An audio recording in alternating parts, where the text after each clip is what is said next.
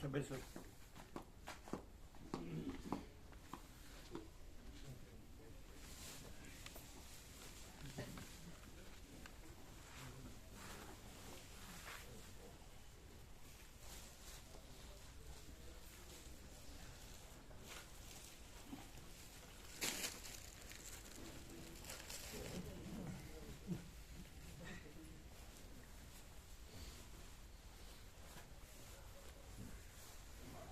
ब्रह्म कृपा ही केवल आनंद मंगल। ओम ओम ओम।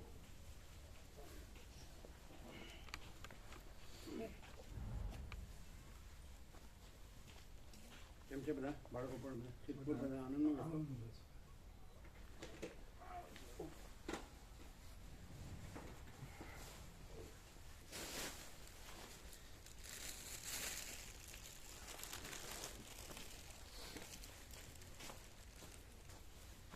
प्रसाद है स्वामी, अखरोट प्रसाद है ने फूलवड़ी।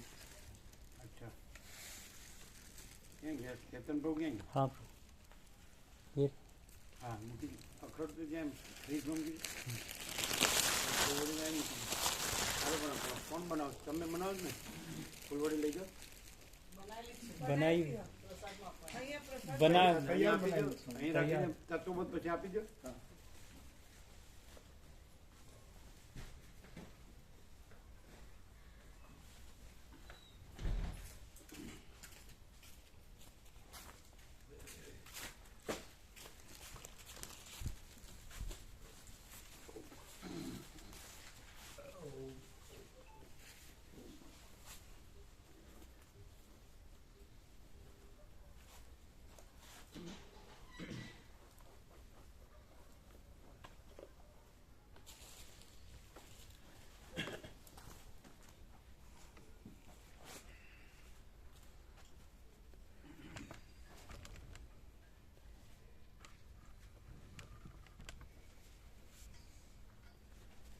आपको कब जाने का?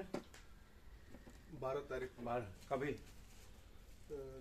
3-4 बजे। ट्रेन कितने बजे के? 7:30 7:40 सुबह नहीं शाम को 7:30 7:40। हाँ तो दोपहर को प्रसाद लेके निकल जाए हाँ है ना। हाँ और शाम का प्रसाद साथ में ले लेना। हाँ सुबह तो पहुंच जाएंगे ना। हाँ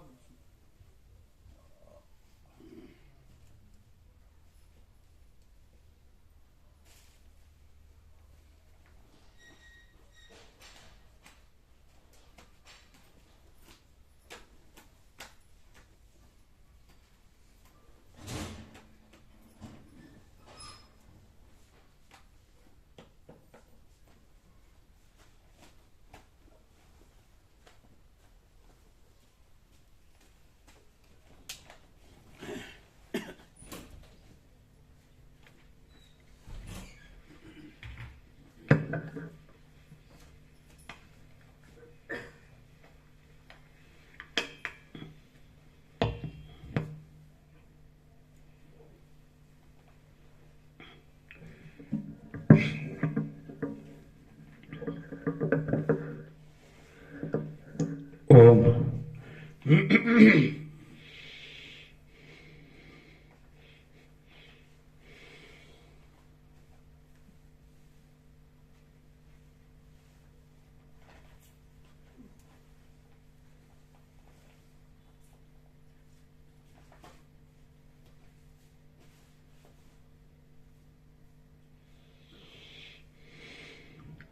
परम चिदाकाश, परम ज्योति, अखंड ज्योति, महाचिदाकाश, स्वयं प्रकाश, संपूर्ण प्रकाश, पूर्ण ब्रह्म, अनंत तेज घन, अनंत चित घन, परमाकाश, केवल अनंत शुद्ध तेज घन, परमाकाश, अखिलात्मा, पूर्ण ब्रह्म, परमात्मा, परम चिदाकाश, परम ज्योति, अखंड ज्योति, अनंत પૂર્ણ, પરમ ચિદાકાર, પરમ શાંતિ, स्वयं सिद्ध, स्वयं प्रकाश, स्वयं पूर्ण, स्वस्वरूप, यही सब कुछ है, इसके सिवा कुछ नहीं है। शून्यभास, अनंत कोटि, महाकल्पो है ही नहीं। महाचिदाकाश, स्वयं प्रकाश, संपूर्ण प्रकाश, महाचिदाकाश ज्योति, अनंत, अखंड, अभेद, महाचिदाकाश ज्योति, महातत्व, महासामान्य, महाचिदाकाश, स्वसंवेद्य, सहज निर्विकल्प, महाचिदाकाश, परम कैवल्य, परम शांति, परम चिदाकाश, अनंत, पूर्ण, निरपेक्ष, सत, अनंत, संपूर्ण, अपरिघ, निर्भ्रांत, निरपेक्ष। वशिष्ठराम उपशम प्रकरण राउंड 41मो राउंड।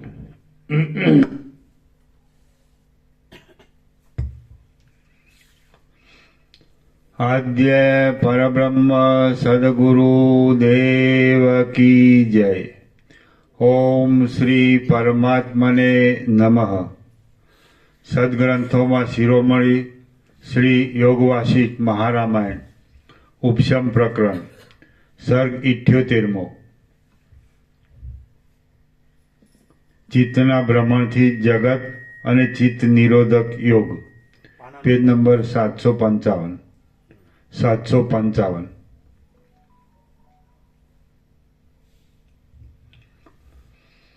आ 78માં સર્ગમાં ચિત્તના ભ્રમણથી જગતરૂપી ભ્રાંતિનું થવું, ચિત્તના ભ્રમણનું સ્વરૂપ ભાવિકોનો પગ નીચે છે કે પાથરેલું છે?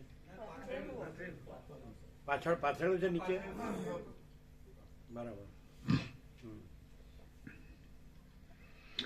આ 78માં સર્ગમાં ચિત્તના ભ્રમણથી જગતરૂપી ભ્રાંતિનું થવું, ચિત્તના ભ્રમણનું સ્વરૂપ અને તેનો નિરોધ કરવાના ઉપાય યોગનું સારી રીતે નિરૂપણ કરવામાં આવશે। વશિષ્ઠ બોલ્યા, હે રામ, જેમ રાતે બળતા ઉંબાડિયાનું ભ્રમણ થતાં મિથ્યા હોવા છતાં સાચા જેવું અગ્નિનું ચક્ર થયેલું જોવામાં આવે છે, તેમ ચિત્તનું ભ્રમણ થતાં જગત મિથ્યા હોવા છતાં સાચા જેવું થયેલું જોવામાં આવે છે। જેમ જળનું ભ્રમણ થતાં જાણે જળથી જુદી હોય એવી ગોળ ચક્રી થયેલી જોવામાં આવે છે, તેમ ચિત્તનું ભ્રમણ થતાં જગત જાણે ચિત્તથી જુદું હોય એવું થયેલું જોવામાં આવે છે। જેમ નેત્રોને તડકાની સામે રાખવાથી આંખોના ફરવાથી દેખાતું પીછ જેવા આકારવાળું તથા મોત જેવા આકારવાળું ખોટું મંડળ સાચા મોતી જેવા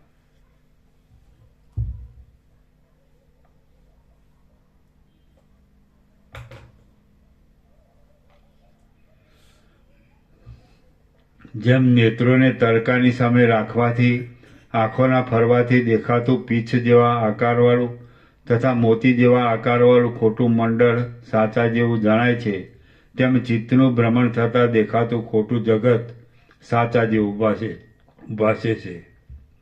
રામ બોલ્યા, હે મહારાજ, ચિત્ત કયા પ્રકારથી ભમે છે અને કયા ઉપાયથી તેનું ભ્રમણ અટકી જાય તે મને કહો, કે જેથી હું તેની જ ચિકિત્સા કરું। વશિષ્ઠ બોલ્યા, હે રામ, જેમ ધોળાપણું અને હિમ પરસ્પરથી ભિન્ન પણ છે અને અભિન્ન પણ છે, જેમ તલ અને તેલ પરસ્પરથી ભિન્ન પણ છે અને અભિન્ન પણ છે, જેમ પુષ્પ અને સુગંધ પરસ્પરથી ભિન્ન પણ છે અને અભિન્ન પણ છે, અને જેમ ઉષ્ણતા તથા અગ્નિ પરસ્પરથી ભિન્ન પણ છે અને અભિન્ન પણ છે, તેમ ચિત્ત અને ચિત્તનું ભ્રમણ પરસ્પરથી ભિન્ન પણ છે અને અભિન્ન પણ છે। એ ભેદ અને અભેદ બંનેમાં અભેદ હોવો તે જ સત્ય છે, અને ભેદ તો કેવળ કલ્પિત હોવાને લીધે મિથ્યા જ છે। ચિત્ત અને ચિત્તનું ભ્રમણ એમાંથી એકનો નાશ થાય તો અધિષ્ઠાન રૂપે રહીને પોતાના રૂપથી બંને નષ્ટ થઈ જાય એમાં સંશય નથી. હે રામ, ચિત્તનો નાશ કરવાના એક યોગ અને બીજો જ્ઞાન એ બે ઉપાય છે. ચિત્તની વૃત્તિઓને રોકવી એ યોગ કહેવાય છે અને અત્યંત સૂક્ષ્મ રીતે સંપૂર્ણ અવલોકન કરવું એ જ્ઞાન કહેવાય છે. રામ બોલ્યા, હે મહારાજ, પ્રાણનો અને અપાનનો નિરોધ કરવા રૂપી યોગ નામની કઈ યુક્તિથી ક્યારે અને કેવી રીતે મન અનંત સુખ આપનારી શાંતિને પ્રાપ્ત થાય છે તે કહો. વશિષ્ઠ બોલ્યા, જેમ કુવા આદિના છિદ્રોમાં જળ દરેક ઠેકાણેથી ફૂટે છે, તેમ જે વાયુ આ દેહમાં નાડીઓની અંદર સર્વત્ર વ્યાપ્ત થઈને સ્ફુરે છે તે પ્રાણ કહેવાય છે. ગતિને લીધે અંદર વિચિત્ર પ્રકારની ક્રિયાઓને પ્રાપ્ત થતા એ પ્રાણના જ અપાન આદિ નામો વિદ્વાનોએ કલ્પેલા છે. પ્રાણના એટલે શરીરમાં 5 જાતના વાયુઓ છે. પ્રાણ, અપાન, સમાન, ઉદાન અને વ્યાન. તેમાં પ્રાણ જ મુખ્ય છે. અપાન આદિ વાયુઓ પ્રાણના જ ભેદ છે, પ્રાણથી જુદા નથી. જેમ સુગંધનો આધાર પુષ્પ છે અને જેમ ધોળાપણાનો આધાર હિમ છે, તેમ ચિત્તનો આધાર એ પ્રાણ છે. એ પ્રાણ ચિત્તની સાથે અભિન્ન જેવો જ છે. હે રામ, શરીરની અંદર એ પ્રાણની ગતિથી ચૈતન્યનો જે ભાગ સંકલ્પો કરવામાં તૈયાર થાય છે તેને તમે ચિત્ત સમજો. હે રામ, શરીરની અંદર એ પ્રાણની ગતિથી ચૈતન્યનો જે ભાગ સંકલ્પો કરવામાં તૈયાર થાય છે તેને તમે ચિત્ત સમજો. પ્રાણની ગતિથી એ ચૈતન્યની ગતિ થાય છે અને જળની ગતિથી જેમ અનેક પ્રકારના આવર્તનો પામનારા તરંગો થાય છે, તેમ ચૈતન્યની ગતિથી તે વિષયોના દેખાવો થાય છે. ચિત્તની ગતિ પ્રાણની ગતિને અધીન છે એમ વેદનું રહસ્ય જાણનારા વિદ્વાનો કહે છે. જો પ્રાણની ગતિને રોકવામાં આવે તો ચિત્તની ગતિ શાંત થઈ જાય છે. જેમ સૂર્યનો પ્રકાશ શાંત થવાથી લોકોનો વ્યવહાર શાંત થઈ જાય છે, તેમ ચિત્તની ગતિ શાંત થવાથી સંસાર શાંત થઈ જાય છે. રામ બોલ્યા, પ્રાણ આદિ વાયુઓ કે જેઓ દેહરૂપી ઘરમાં નિરંતર ફર્યા કરે છે, મુખ તથા નાસિકા આદિ છિદ્રોમાં અને બહારના આકાશમાં પણ જાય છે, તેઓની ગતિને કેવી રીતે રોકવામાં આવે છે? વશિષ્ઠ બોલ્યા, જેનો લાંબા કાળથી અભ્યાસ હોય છે એવી સંસારની વૃત્તિઓમાં શાસ્ત્રના સંગથી, મહાત્માઓના સંગથી, વૈરાગ્યથી તથા અભ્યાસથી સંસાર પરની આસક્તિ દૂર કર્યા પછી જે પદાર્થ મનને અનુકૂળ લાગે તે પદાર્થમાં મનને લાંબા કાળ સુધી લગાવી દેતા એકના એક અભ્યાસને લીધે જ્યારે મન એકાગ્ર થાય ત્યારે પ્રાણની ગતિ રોકાઈ જાય છે. વશિષ્ઠ બોલ્યા, જેનો લાંબા કાળથી અભ્યાસ હોય છે એવી સંસારની વૃત્તિઓમાં શાસ્ત્રના સંગથી, મહાત્માઓના સંગથી, વૈરાગ્યથી તથા અભ્યાસથી સંસાર પરની આસક્તિ દૂર કર્યા પછી જે પદાર્થ મનને અનુકૂળ લાગે તે પદાર્થમાં મનને લાંબા કાળ સુધી લગાવી દેતા એકના એક અભ્યાસને લીધે જ્યારે મન એકાગ્ર થાય ત્યારે પ્રાણની ગતિ રોકાઈ જાય છે. અથવા પૂરક, કુંભક અને રેચક એ ક્રમથી પ્રાણાયામ કરવાનો દ્રઢ અભ્યાસ કરી તે પ્રાણાયામ સહજ થઈ જાય એવી સ્થિતિમાં આવે ત્યારે તેની સાથે ઉપર કહ્યા પ્રમાણે ગમે તે પદાર્થના ધ્યાનથી મનની એકાગ્રતાનો ઉપયોગ કરવાથી પ્રાણની ગતિ રોકાઈ જાય છે. અથવા ઓમકારના ઉચ્ચારણને અંતે ચોથી અર્ધમાત્રાનો અનુભવ થાય છે. તે અર્ધમાત્રાની ખૂબ જ ભાવના કરવાથી બહારના સગડા ઉપરામ થાય.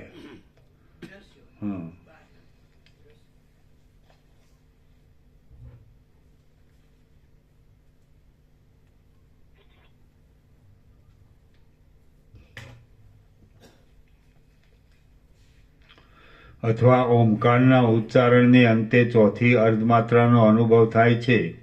તે અર્ધમાત્રાની ખૂબ જ ભાવના કરવાથી બહારના સઘળા દ્રશ્યો ઉપરામ થાય ત્યારે પ્રાણની ગતિ રોકાઈ જાય છે. અથવા રેચકના અભ્યાસને લીધે પ્રાણવાયુ બહારના આકાશમાં આવીને નાસિકાના છિદ્રોનો સ્પર્શ ન કરે ત્યારે પ્રાણની ગતિ રોકાઈ જાય છે. અથવા પૂરકના અભ્યાસથી પ્રાણવાયુ શરીરની અંદર પૂરાઈને પર્વત જેવો ઘાટો થવાથી સ્થિર થઈ જાય ત્યારે તે પ્રાણની ગતિ રોકાઈ જાય છે. અથવા પૂરક કર્યા પછી દ્રઢ કરેલા કુંભકમાં જળથી ભરેલા ગળાની જેમ ઘણીવાર સુધી પ્રાણને થંભાવી રાખવામાં આવે ત્યારે પ્રાણની ગતિ રોકાઈ જાય છે. અથવા તાળવાના મૂળમાં રહેલો કાકડો કે જે મોઢું ફાડતા ગળાના છિદ્રની આગળ આંચળ જેવો લટકતો દેખાય છે તેને બેવડો વાળીને મસ્તકના છિદ્રમાં જતી જીભથી દબાવી રાખતા પ્રાણને બ્રહ્મરંધ્રમાં પેસાડીને થોભાવી રાખવાથી પ્રાણની ગતિ રોકાઈ જાય છે. અથવા નિર્વિકલ્પ સમાધિને લીધે કલ્પનાઓથી રહિત થયેલા સૂક્ષ્મ હૃદયાકાશમાં બહારના તથા અંદરના સઘળા જ્ઞાનો લીન થઈ જાય છે ત્યારે પ્રાણની ગતિ રોકાઈ જાય છે. અથવા દ્રષ્ટિથી માંડીને 12 આગળ સુધીના નીચેના નિર્મળ આકાશમાં ચક્ષુને તથા મનને રોકી દેવામાં આવે ત્યારે પ્રાણની ગતિ રોકાઈ જાય છે. અથવા પ્રાણ અભ્યાસને લીધે કપાળના છિદ્રમાં પ્રવેશ કરી તાળવાની ઉપર 12 આગળને છેટે જે બ્રહ્મરંધ્ર નામનું સ્થાન છે તેમાં જઈને ગલિત જેવો થઈ જાય ત્યારે પ્રાણની ગતિ રોકાઈ જાય છે. અથવા લાંબા કાળના નિરોધને લીધે ચક્ષુનો ઉપરામ થતા અને પ્રાણ બ્રહ્મરંધ્રમાં આવતા ભ્રુકુટીની વચ્ચેના સ્થાનની અંદર ચૈતન્યરૂપ પરમેશ્વર પોતાના આત્માપણે જાણવામાં આવે ત્યારે ખેચરી મુદ્રાથી પ્રાણની ગતિ રોકાઈ જાય છે. અથવા લાંબા કાળના નિરોધને લીધે ચક્ષુનો ઉપરામ થતા અને પ્રાણ બ્રહ્મરંધ્રમાં આવતા ભ્રુકુટીની વચ્ચેના સ્થાનની અંદર ચૈતન્યરૂપ પરમેશ્વર પોતાના આત્માપણે જાણવામાં આવે ત્યારે ખેચરી મુદ્રાથી પ્રાણની ગતિ રોકાઈ જાય છે.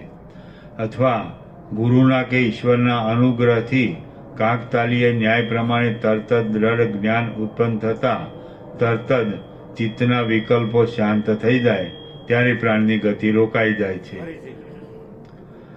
અથવા ગુરુના કે ઈશ્વરના અનુગ્રહથી કાકતાલીય ન્યાય પ્રમાણે તરત જ દ્રઢ જ્ઞાન ઉત્પન્ન થતા તરત જ ચિત્તના વિકલ્પો શાંત થઈ જાય ત્યારે પ્રાણની ગતિ રોકાઈ જાય છે.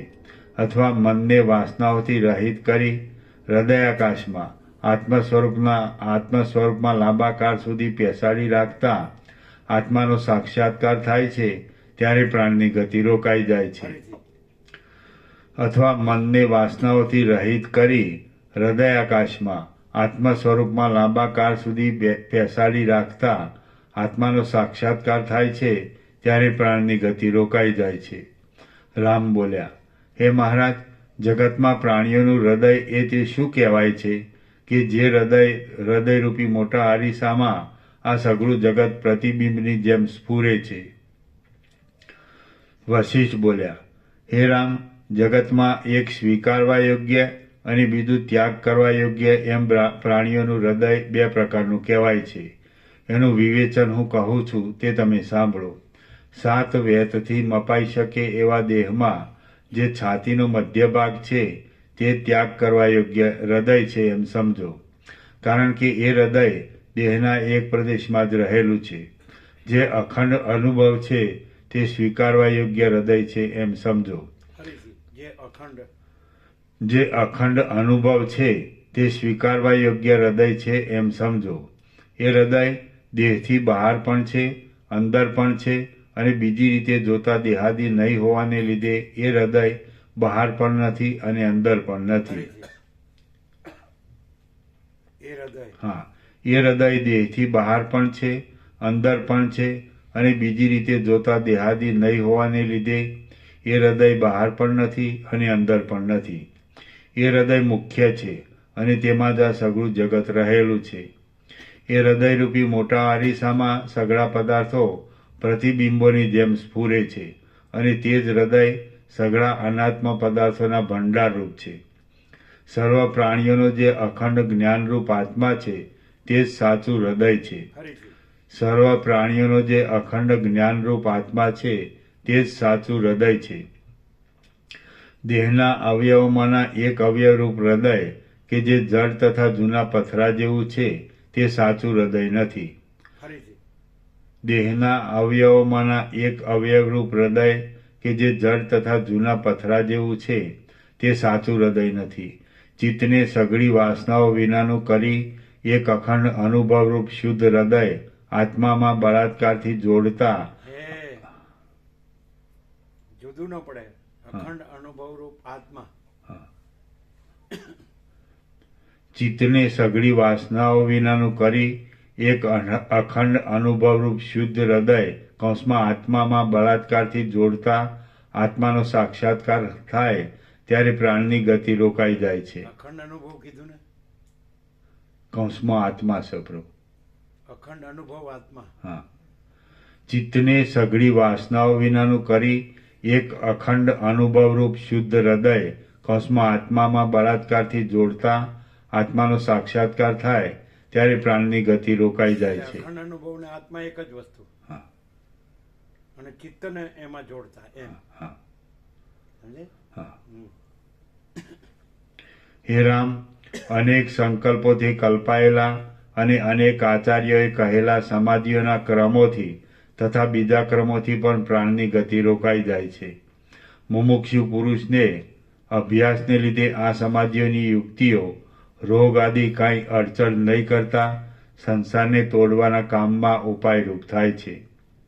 અભ્યાસને લીધે દ્રઢ થયેલો અને વૈરાગ્યરૂપી ચિહ્નોવાળો આ પ્રાણાયામ મોક્ષની ઈચ્છાવાળાઓને મોક્ષની પ્રાપ્તિમાં અને સિદ્ધિઓની ઈચ્છાવાળાઓને સિદ્ધિઓની પ્રાપ્તિમાં ઉપાયરૂપ થવાથી સફળ થાય છે. જેમ પર્વતના પાણીનો ઝરો દૂર જઈને લીન થાય છે તેમ પ્રાણ અભ્યાસને લીધે ભ્રુકુટીઓના મધ્યમાં, નાસિકામાં, તાળવામાં અને બ્રહ્મરંધ્રમાં જઈને શાંત થાય છે. લાંબા કાળ સુધી વારંવાર કરેલા અભ્યાસને લીધે જીભની અણી તાળવામાં કાકડાને દબાવી રાખે છે અને તેથી પ્રાણ સારી રીતે બ્રહ્મરંધ્રમાં રહે છે. આ સમાધિઓ સારી રીતના અભ્યાસથી જુદી જુદી સિદ્ધિઓરૂપ જુદા જુદા ફળો આપે છે, પણ નિષ્કામ પુરુષને તો તરત પરમ શાંતિરૂપ એક જ ફળ આપે છે. ફરીથી નિષ્કામ. પણ નિષ્કામ પુરુષને તો તરત પરમ શાંતિરૂપ એક જ ફળ આપે છે કે જે ફળ સઘળી સિદ્ધિઓથી ઉત્તમ છે. પુરુષ બીજા કોઈ પ્રકારથી નહીં પણ અભ્યાસથી જ આત્મારામ, શોક વિનાનો અને અંદર ભરપૂર સુખવાળો થાય છે. ફરીથી માટે અભ્યાસ રાખો. પુરુષ બીજા કોઈ પ્રકારથી નહીં પણ અભ્યાસથી જ આત્મારામ, શોક વિનાનો અને અંદર ભરપૂર સુખવાળો થાય છે. માટે અભ્યાસ રાખો. અભ્યાસને લીધે પ્રાણોની ગતિ બંધ પડતા મન શાંત થઈ જાય છે અને મુક્તિ જ અવશેષ રહે છે. વાસનાઓથી વીંટાયેલું મન જન્મ મરણો આપે છે અને વાસનાઓથી રહિત થયેલું મન મોક્ષ આપે છે. ફરીથી વાસનાઓથી વીંટાયેલું મન જન્મ મરણો આપે છે અને વાસનાઓથી રહિત થયેલું મન મોક્ષ આપે છે. હે રામ, હવે જેમ તમારી ઈચ્છા હોય તેમ કરો. પ્રાણની ગતિથી મનની ગતિ થાય છે અને મનની ગતિથી સંસારરૂપી ભ્રમ થાય છે. માટે પ્રાણની ગતિ રોકાઈને મનની ગતિ બંધ થઈ જાય તો સંસારરૂપી જ્વર નાશ પામી જાય છે. ભેદની ભાવનાનો નાશ થઈ જાય તો પ્રાણીને એ જ પદ અવશેષ રહે છે કે જેને ન પહોંચી શકીને વાણી તથા સઘળી કલ્પનાઓ પાછી વળે છે. ફરીથી ભેદની ભાવનાનો નાશ થઈ જાય તો પ્રાણીને એ જ પદ અવશેષ રહે છે કે જેને ન પહોંચી શકીને વાણી તથા સઘળી કલ્પનાઓ પાછી વળે છે. હે રામ, સઘળું જગત એ પદમાં જ રહ્યું છે. એથી જ ઉત્પન્ન થાય છે, એ રૂપ જ છે અને એથી જ વીંટાયેલું છે.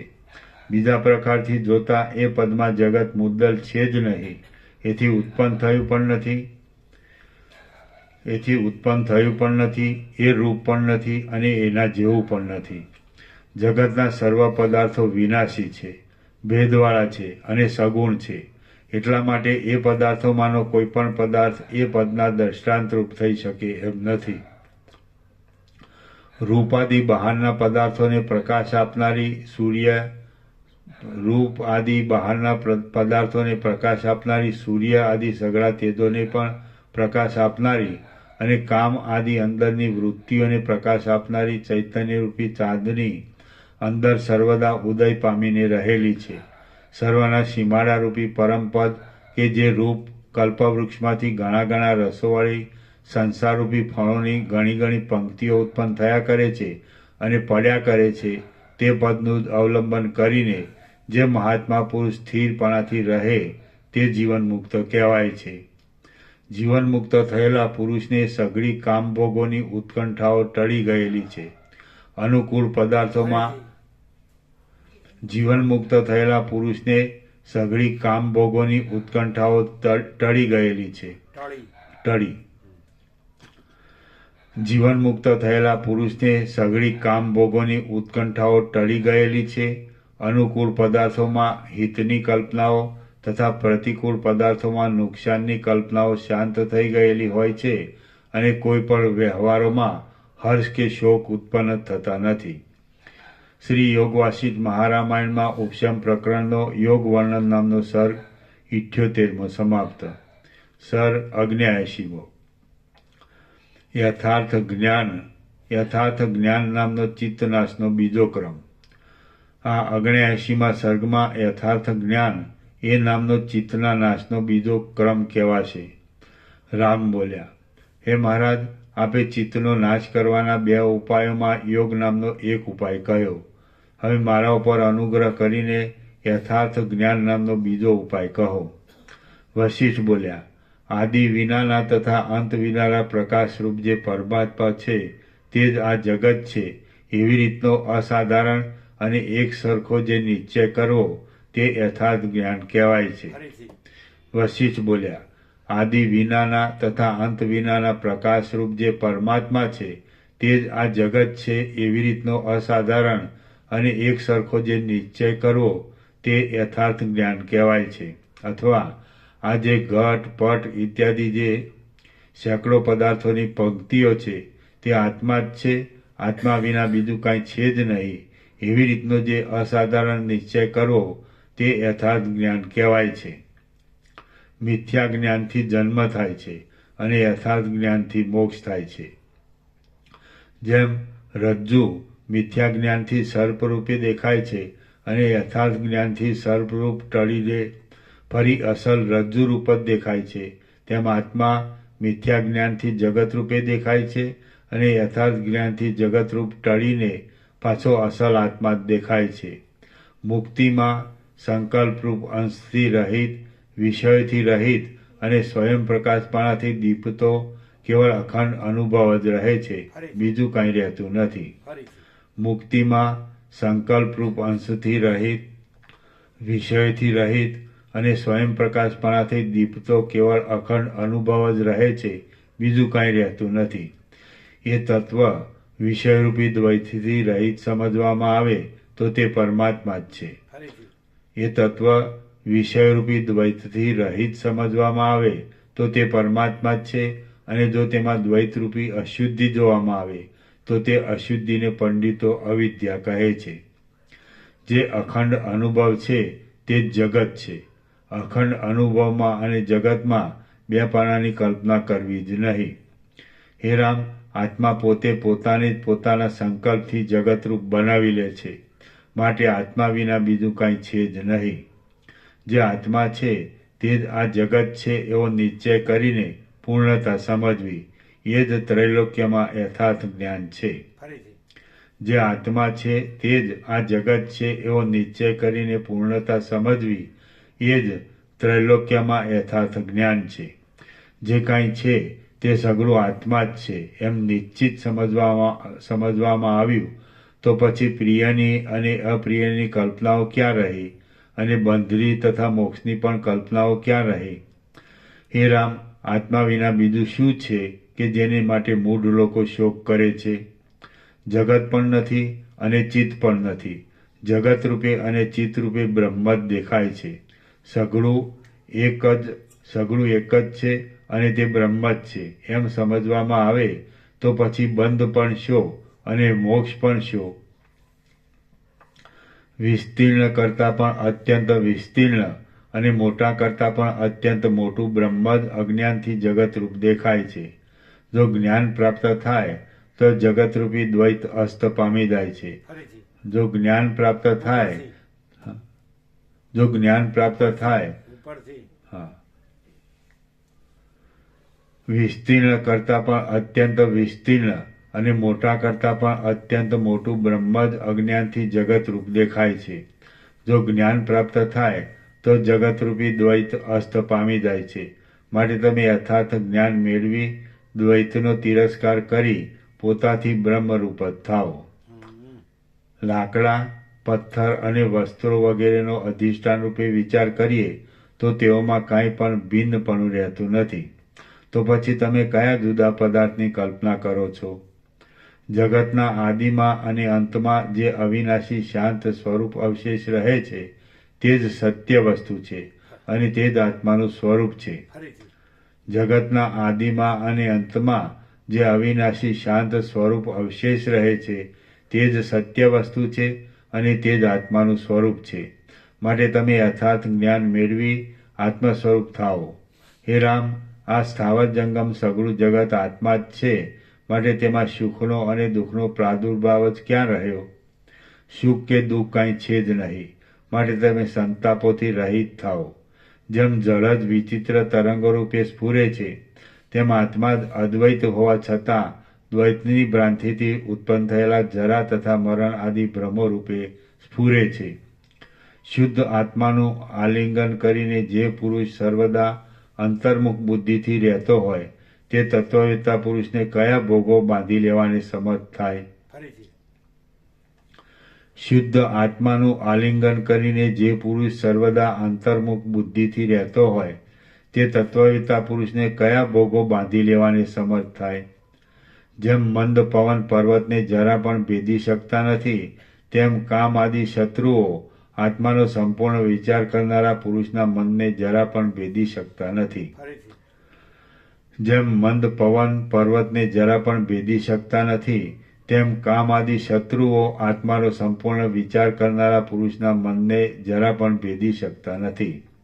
જેમ થોડા જળમાં રહેલા માછલાને બગલાઓ ગળી જાય છે તેમ વિચાર વિનાના અને આશાઓમાં તત્પર રહેનારા મૂઢ અજ્ઞાની પુરુષને દુઃખો ગળી જાય છે. ફરીથી જેમ થોડા જળમાં રહેલા માછલાને બગલાઓ ગળી જાય છે તેમ વિચાર વિનાના અને આશાઓમાં તત્પર રહેનારા મૂઢ અજ્ઞાની પુરુષને દુઃખો ગળી જાય છે. હે રામ, સઘળું જગત આત્મા જ છે, દ્વૈત ક્યાંય છે જ નહીં. એવો દ્રઢ નિશ્ચય રાખીને આત્મા રૂપે સ્થિર થાઓ. જેમ જળાશયોમાં અનેક પ્રકારના તરંગ તથા ફીણ આદિ જે કાંઈ છે તે જળથી જુદું નથી તેમ જગત સંબંધી અનેક પદાર્થોમાં જે કાંઈ છે તે આત્માથી જુદું નથી. માટે વાસ્તવિક રીતે જોતા દ્વૈત છે જ નહીં. એવી રીતે સંપૂર્ણ અવલોકન કરી તેવા અસાધારણ નિશ્ચયને ધરી રાખનારો પુરુષ મુક્ત કહેવાય છે. ફરીથી છેલ્લું હા, માટે વાસ્તવિક રીતે જોતા દ્વૈત જ નહીં, દ્વૈત છે જ નહીં એવી રીતે સંપૂર્ણ અવલોકન કરી તેવા અસાધારણ નિશ્ચયને ધરી રાખનારો પુરુષ મુક્ત કહેવાય છે. કારણ કે આ પ્રકારના યથાર્થ અવલોકનથી આત્મા વિના બીજું કાંઈ પણ ન રહેવાથી ચિત્તનો સંપૂર્ણ નાશ થઈ જાય છે. શ્રી યોગવાસિષ્ઠ મહારામાયણમાં ઉપશમ પ્રકરણનો સમ્યક જ્ઞાન લક્ષણ નિરૂપણ નામનો સર્ગ 79મો સમાપ્ત. સર્ગ 80મો ભોગોમાં સ્પૃહા ન થાય તેવા પ્રકારનું વર્ણન.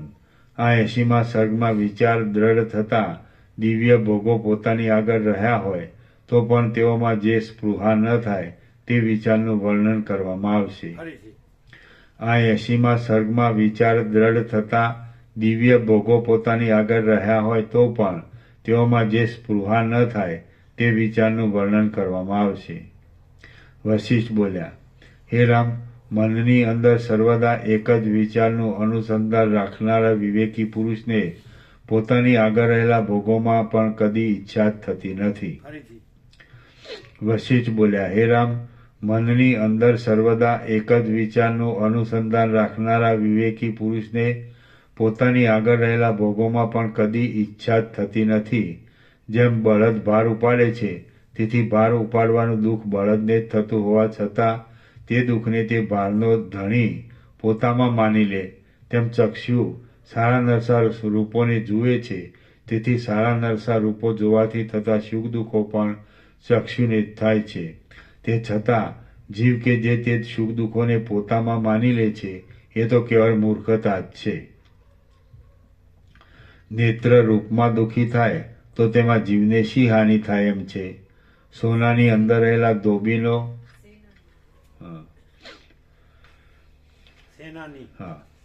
શેનાની અંદર રહેલા ધોબીનો ગધેડો કાદવમાં ખૂંચી જાય તો તેમાં સેનાપતિનું શું જાય? હે અધમ નેત્ર, તું આ રૂપરૂપી કાદવના સ્વાદમાં લંપટ થા નહીં. આ સ્ત્રી પુત્રાદિનું સુંદર રૂપ ક્ષણ માત્રમાં નષ્ટ થઈ જાય છે અને તને દુઃખી કરે છે. શુદ્ધ ચૈતન્ય કે જે સઘળા અનાત્મ પદાર્થોનો પ્રકાશ કરવા છતાં અને સઘળા અનાત્મ પદાર્થોમાં વ્યાપક હોવા છતાં પણ અસંગ રહે છે, તેના ચરિત્રો કૌંસમાં અસંગપણા આદિનો સૂક્ષ્મ જોનારાઓએ અભ્યાસ કરવો જોઈએ. હે નેત્ર, આત્મા સ્વતંત્ર રીતે સર્વ પદાર્થોનો પ્રકાશ કરવામાં સમર્થ હોવા છતાં પણ કોઈ પદાર્થને માટે સંતાપ પામતો નથી, અને તું તો દીવા આદિનું અજવાળું હોય તો જ કેવળ રૂપનો જ પ્રકાશ કરી શકે છે. તે છતાં તું એકલા રૂપને માટે આટલો બધો પરિતાપ શા માટે ધરે છે? તું પણ સાક્ષીની પેઠે જ રહીને રૂપને જોયા કર. હે ચિત્ત, આ વિચિત્ર દેખાવવાળી સૃષ્ટિ નદીના જળમાં થતા અનેક પ્રકારના ફેરફારો જેવી અવ્યવસ્થિત છે. તડકાની સામે જોઈ રહેતા આકાશમાં દેખાતા મોરના પીછાની પેઠે મિથ્યાભૂત છે. સારી નરસી અનેક જાતિઓની ખટપટવાળી છે અને વળી ચક્ષુને સ્ફુરે છે. તે છતાં તારે તેની સાથે શું લાગતું વળગતું છે કે જેને લીધે તું તેમાં લંપટ થાય છે અને પરિતાપ ભોગવે છે? જેમ ગતિ પામ્યા કરતા પ્રલય સમુદ્રના જળમાં માછલી સ્ફુરે, તેમ ગતિ પામ્યા કરતા ચિત્તમાં આ સૃષ્ટિ પોતાની મેળે સ્ફૂરતી હોય તો ભલે સ્ફુરે. પણ હે અહંકાર, તું શા માટે ઉઠ્યો છે?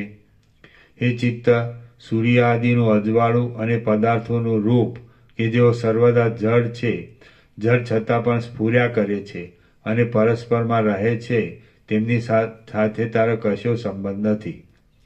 તે છતાં પણ તું તેઓને માટે આકુળ થાય છે, એ કેવળ તારી મૂર્ખતા જ છે.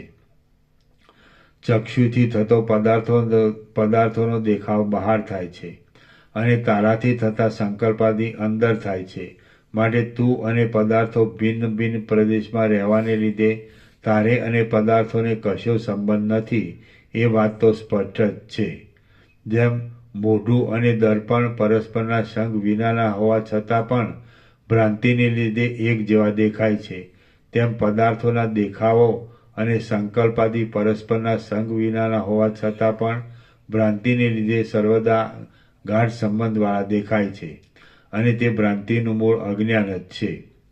જ્ઞાનથી અજ્ઞાન ગલિત થઈ જાય તો એ પરસ્પરથી જુદા પડી દૂર થઈને અધિષ્ઠાન રૂપે જ રહે છે. જેમ લાખથી લાકડા પરસ્પરની સાથે જોડાઈ જાય છે, તેમ મનની કલ્પનાથી પદાર્થોના દેખાવ અને સંકલ્પાદી પરસ્પરની સાથે અત્યંત જોડાઈ ગયા છે. મંદ અધિકારીનો તથા મધ્યમ અધિકારીનો પોતાના મનના મનનરૂપી તંતુ કે જે પોતાને જ બંધન આપનાર છે, તે અભ્યાસરૂપી તથા વિચારરૂપી યત્નથી કપાઈ જાય છે, અને ઉત્તમ અધિકારીનો એ તંતુ તો સહસા જ્ઞાન ઉત્પન્ન થતાં જ કપાઈ જાય છે. એટલે અજ્ઞાનની ભાવનાને છેદવા માટે વધારે પ્રયત્ન કરવાની જરૂર રહેતી નથી. અજ્ઞાનના ક્ષયને લીધે મન ક્ષય પામી જતા એ પદાર્થોના દેખાવો અને સંકલ્પાદી કદી પણ પાછા પરસ્પરની સાથે જોડાતા નથી. ચિત્ત જ સઘળી ઇન્દ્રિયોને જગાડનાર છે. એટલા માટે જેમ ઘરમાંથી પિશાચને કાઢી મૂકવો જોઈએ, તેમ શરીરમાંથી તે ચિત્તને જ કાઢી મૂકવું જોઈએ. હે ચિત્ત, તું મિથ્યા જ મસ્તી કર્યા કરે છે. તારા બાધનો ઉપાય મારા જાણવામાં આવ્યો છે. તું આદિમાં અને અંતમાં અત્યંત તુચ્છ અસત છે, માટે વર્તમાન કાળમાં પણ અત્યંત તુચ્છ જ છે. હે ચિત્ત, તું ઇન્દ્રિયોને પ્રાપ્ત કરેલા શબ્દ સ્પર્શ આદિ 5 પ્રકારો ધરીને મારી અંદર વિના કારણ શા માટે મસ્તી કર્યા કરે છે? પણ ચિંતા નથી. જે ધણી તને પોતાનું સમજે તેની આગળ જ તું મસ્તી કરે એમ છે, પણ હું કે જે તને પોતાનું જ સમજતો નથી તેની આગળ તારી મસ્તી ચાલે એમ નથી. હે દુષ્ટચિત્ત, તારી મસ્તીથી હું જરા પણ પ્રસન્ન થતો નથી અને કચવાતો પણ નથી. વિષયોની વૃત્તિઓ કે જે ઇન્દ્રજાળની રચનાઓ જેવી છે તેને માટે તું વ્યર્થ શા સારું બળતરા રાખે છે?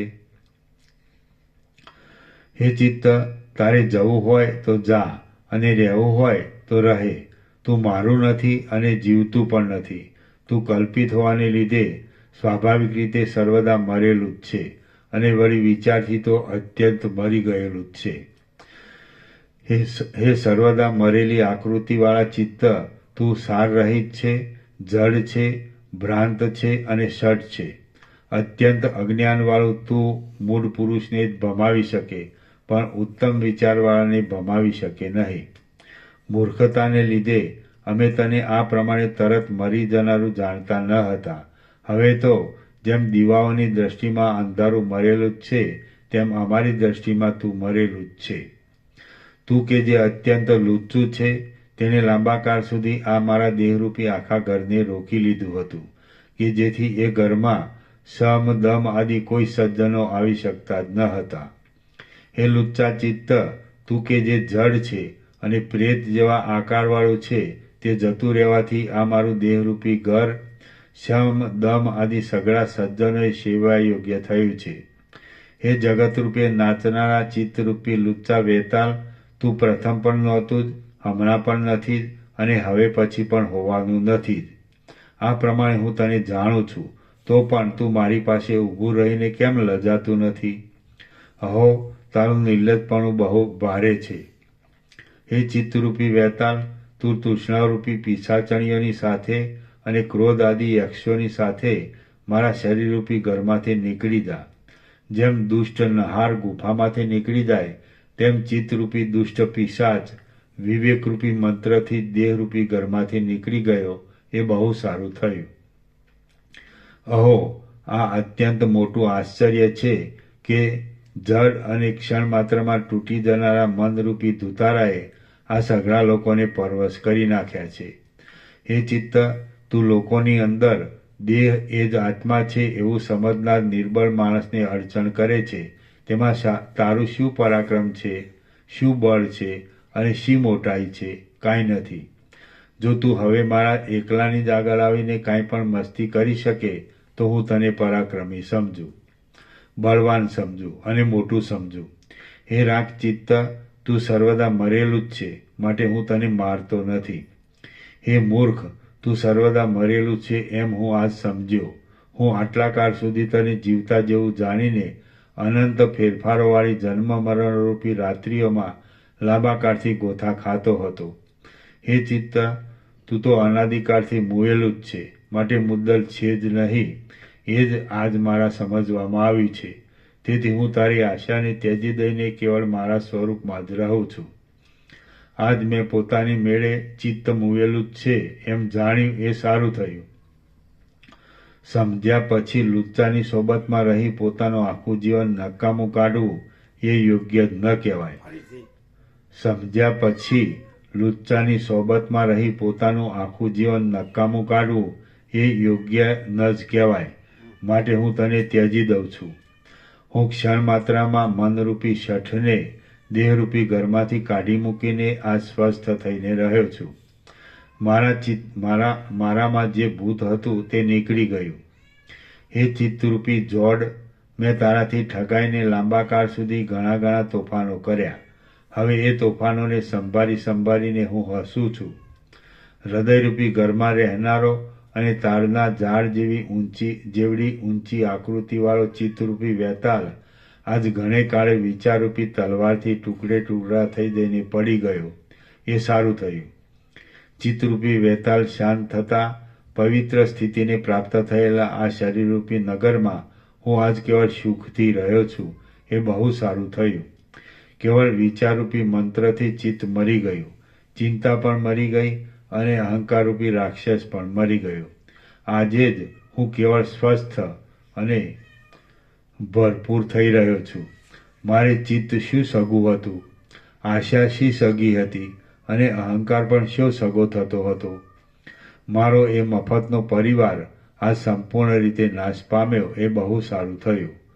હું કે જે એક જ છું, પૂર્ણકામ છું, નિત્ય છું, નિર્મળ સ્વરૂપવાળો છું અને વિકલ્પોથી રહિત ચૈતન્ય રૂપે પ્રકાશું છું, તેને હું જ વારંવાર પ્રણામ કરું છું. ફરીથી હું કે જે એક જ છું, પૂર્ણકામ છું, નિત્ય છું, નિર્મળ સ્વરૂપવાળો છું અને વિકલ્પોથી રહિત ચૈતન્ય રૂપે પ્રકાશું છું, તેને હું જ વારંવાર પ્રણામ કરું છું. હું કે જે શોકથી રહિત છું, મોહથી રહિત છું, દેહાદિરૂપ છું, અહંકારરૂપ નથી, કોઈ સમયે ન હોવું એવો નથી અને મારાથી કાંઈ પણ દેહાદિરૂપ નથી. દેહાદિરૂપ નથી. હું કે જે શોકથી રહિત છું, મોહથી રહિત છું, દેહાદિરૂપ નથી, અહંકારરૂપ નથી, કોઈ સમયે ન હોવું એવો નથી અને મારાથી કાંઈ પણ જુદું ન હોવાને લીધે સર્વરૂપ પણ છું, તેને હું જ વારંવાર પ્રણામ કરું છું. મને આશાનો સંબંધ નથી, કર્મોનો સંબંધ નથી, સંસારનો સંબંધ નથી, કર્તાપણાનો સંબંધ નથી, ભોગતાપણાનો સંબંધ નથી અને દેહનો પણ સંબંધ નથી. એટલા માટે હું કે જે અસંગ સ્વરૂપ છું, તેને હું જ વારંવાર પ્રણામ કરું છું. હું કે જે આત્મા એ શબ્દથી પણ કહેવાવું એવો નથી, બીજા કોઈ શબ્દથી પણ કહેવાવું એવો નથી. હું એ શબ્દનો વિષય પણ નથી, તેમજ અમુક એ શબ્દનો વિષય પણ નથી. તેથી સર્વરૂપ હું એવા મને જ વારંવાર પ્રણામ કરું છું. હું કે જે સર્વનું આદિકરણ છું, સર્વને ધારણ કરનાર છું. હું કે જે સર્વનું આદિ કારણ છું, સર્વને ધારણ કરનાર છું, ચૈતન્ય છું, જગતરૂપ છું અને દેશકાળની મર્યાદાથી પર છું, તેને હું જ વારંવાર પ્રણામ કરું છું. હું કે જે નિર્વિકાર છું, નિત્ય છું, અંશોથી રહિત છું, વ્યાપક છું, સર્વરૂપ છું અને સનાતન છું, તેને હું જ વારંવાર પ્રણામ કરું છું. હું કે જે રૂપથી રહિત છું, નામથી રહિત છું, સ્વયં પ્રકાશ છું, વ્યાપક છું અને પોતાથી સર્વદા સ્વરૂપમાં જ રહેલું છું, તેને વારંવાર પ્રણામ કરું છું. હું મારા સ્વરૂપમાં સત્તાને પ્રાપ્ત થયો છું, કે જે સત્તા સમાન રીતે સર્વમાં વ્યાપક છે, સૂક્ષ્મ છે અને સર્વ જગતને મુખ્ય પ્રકાશ આપનારી છે.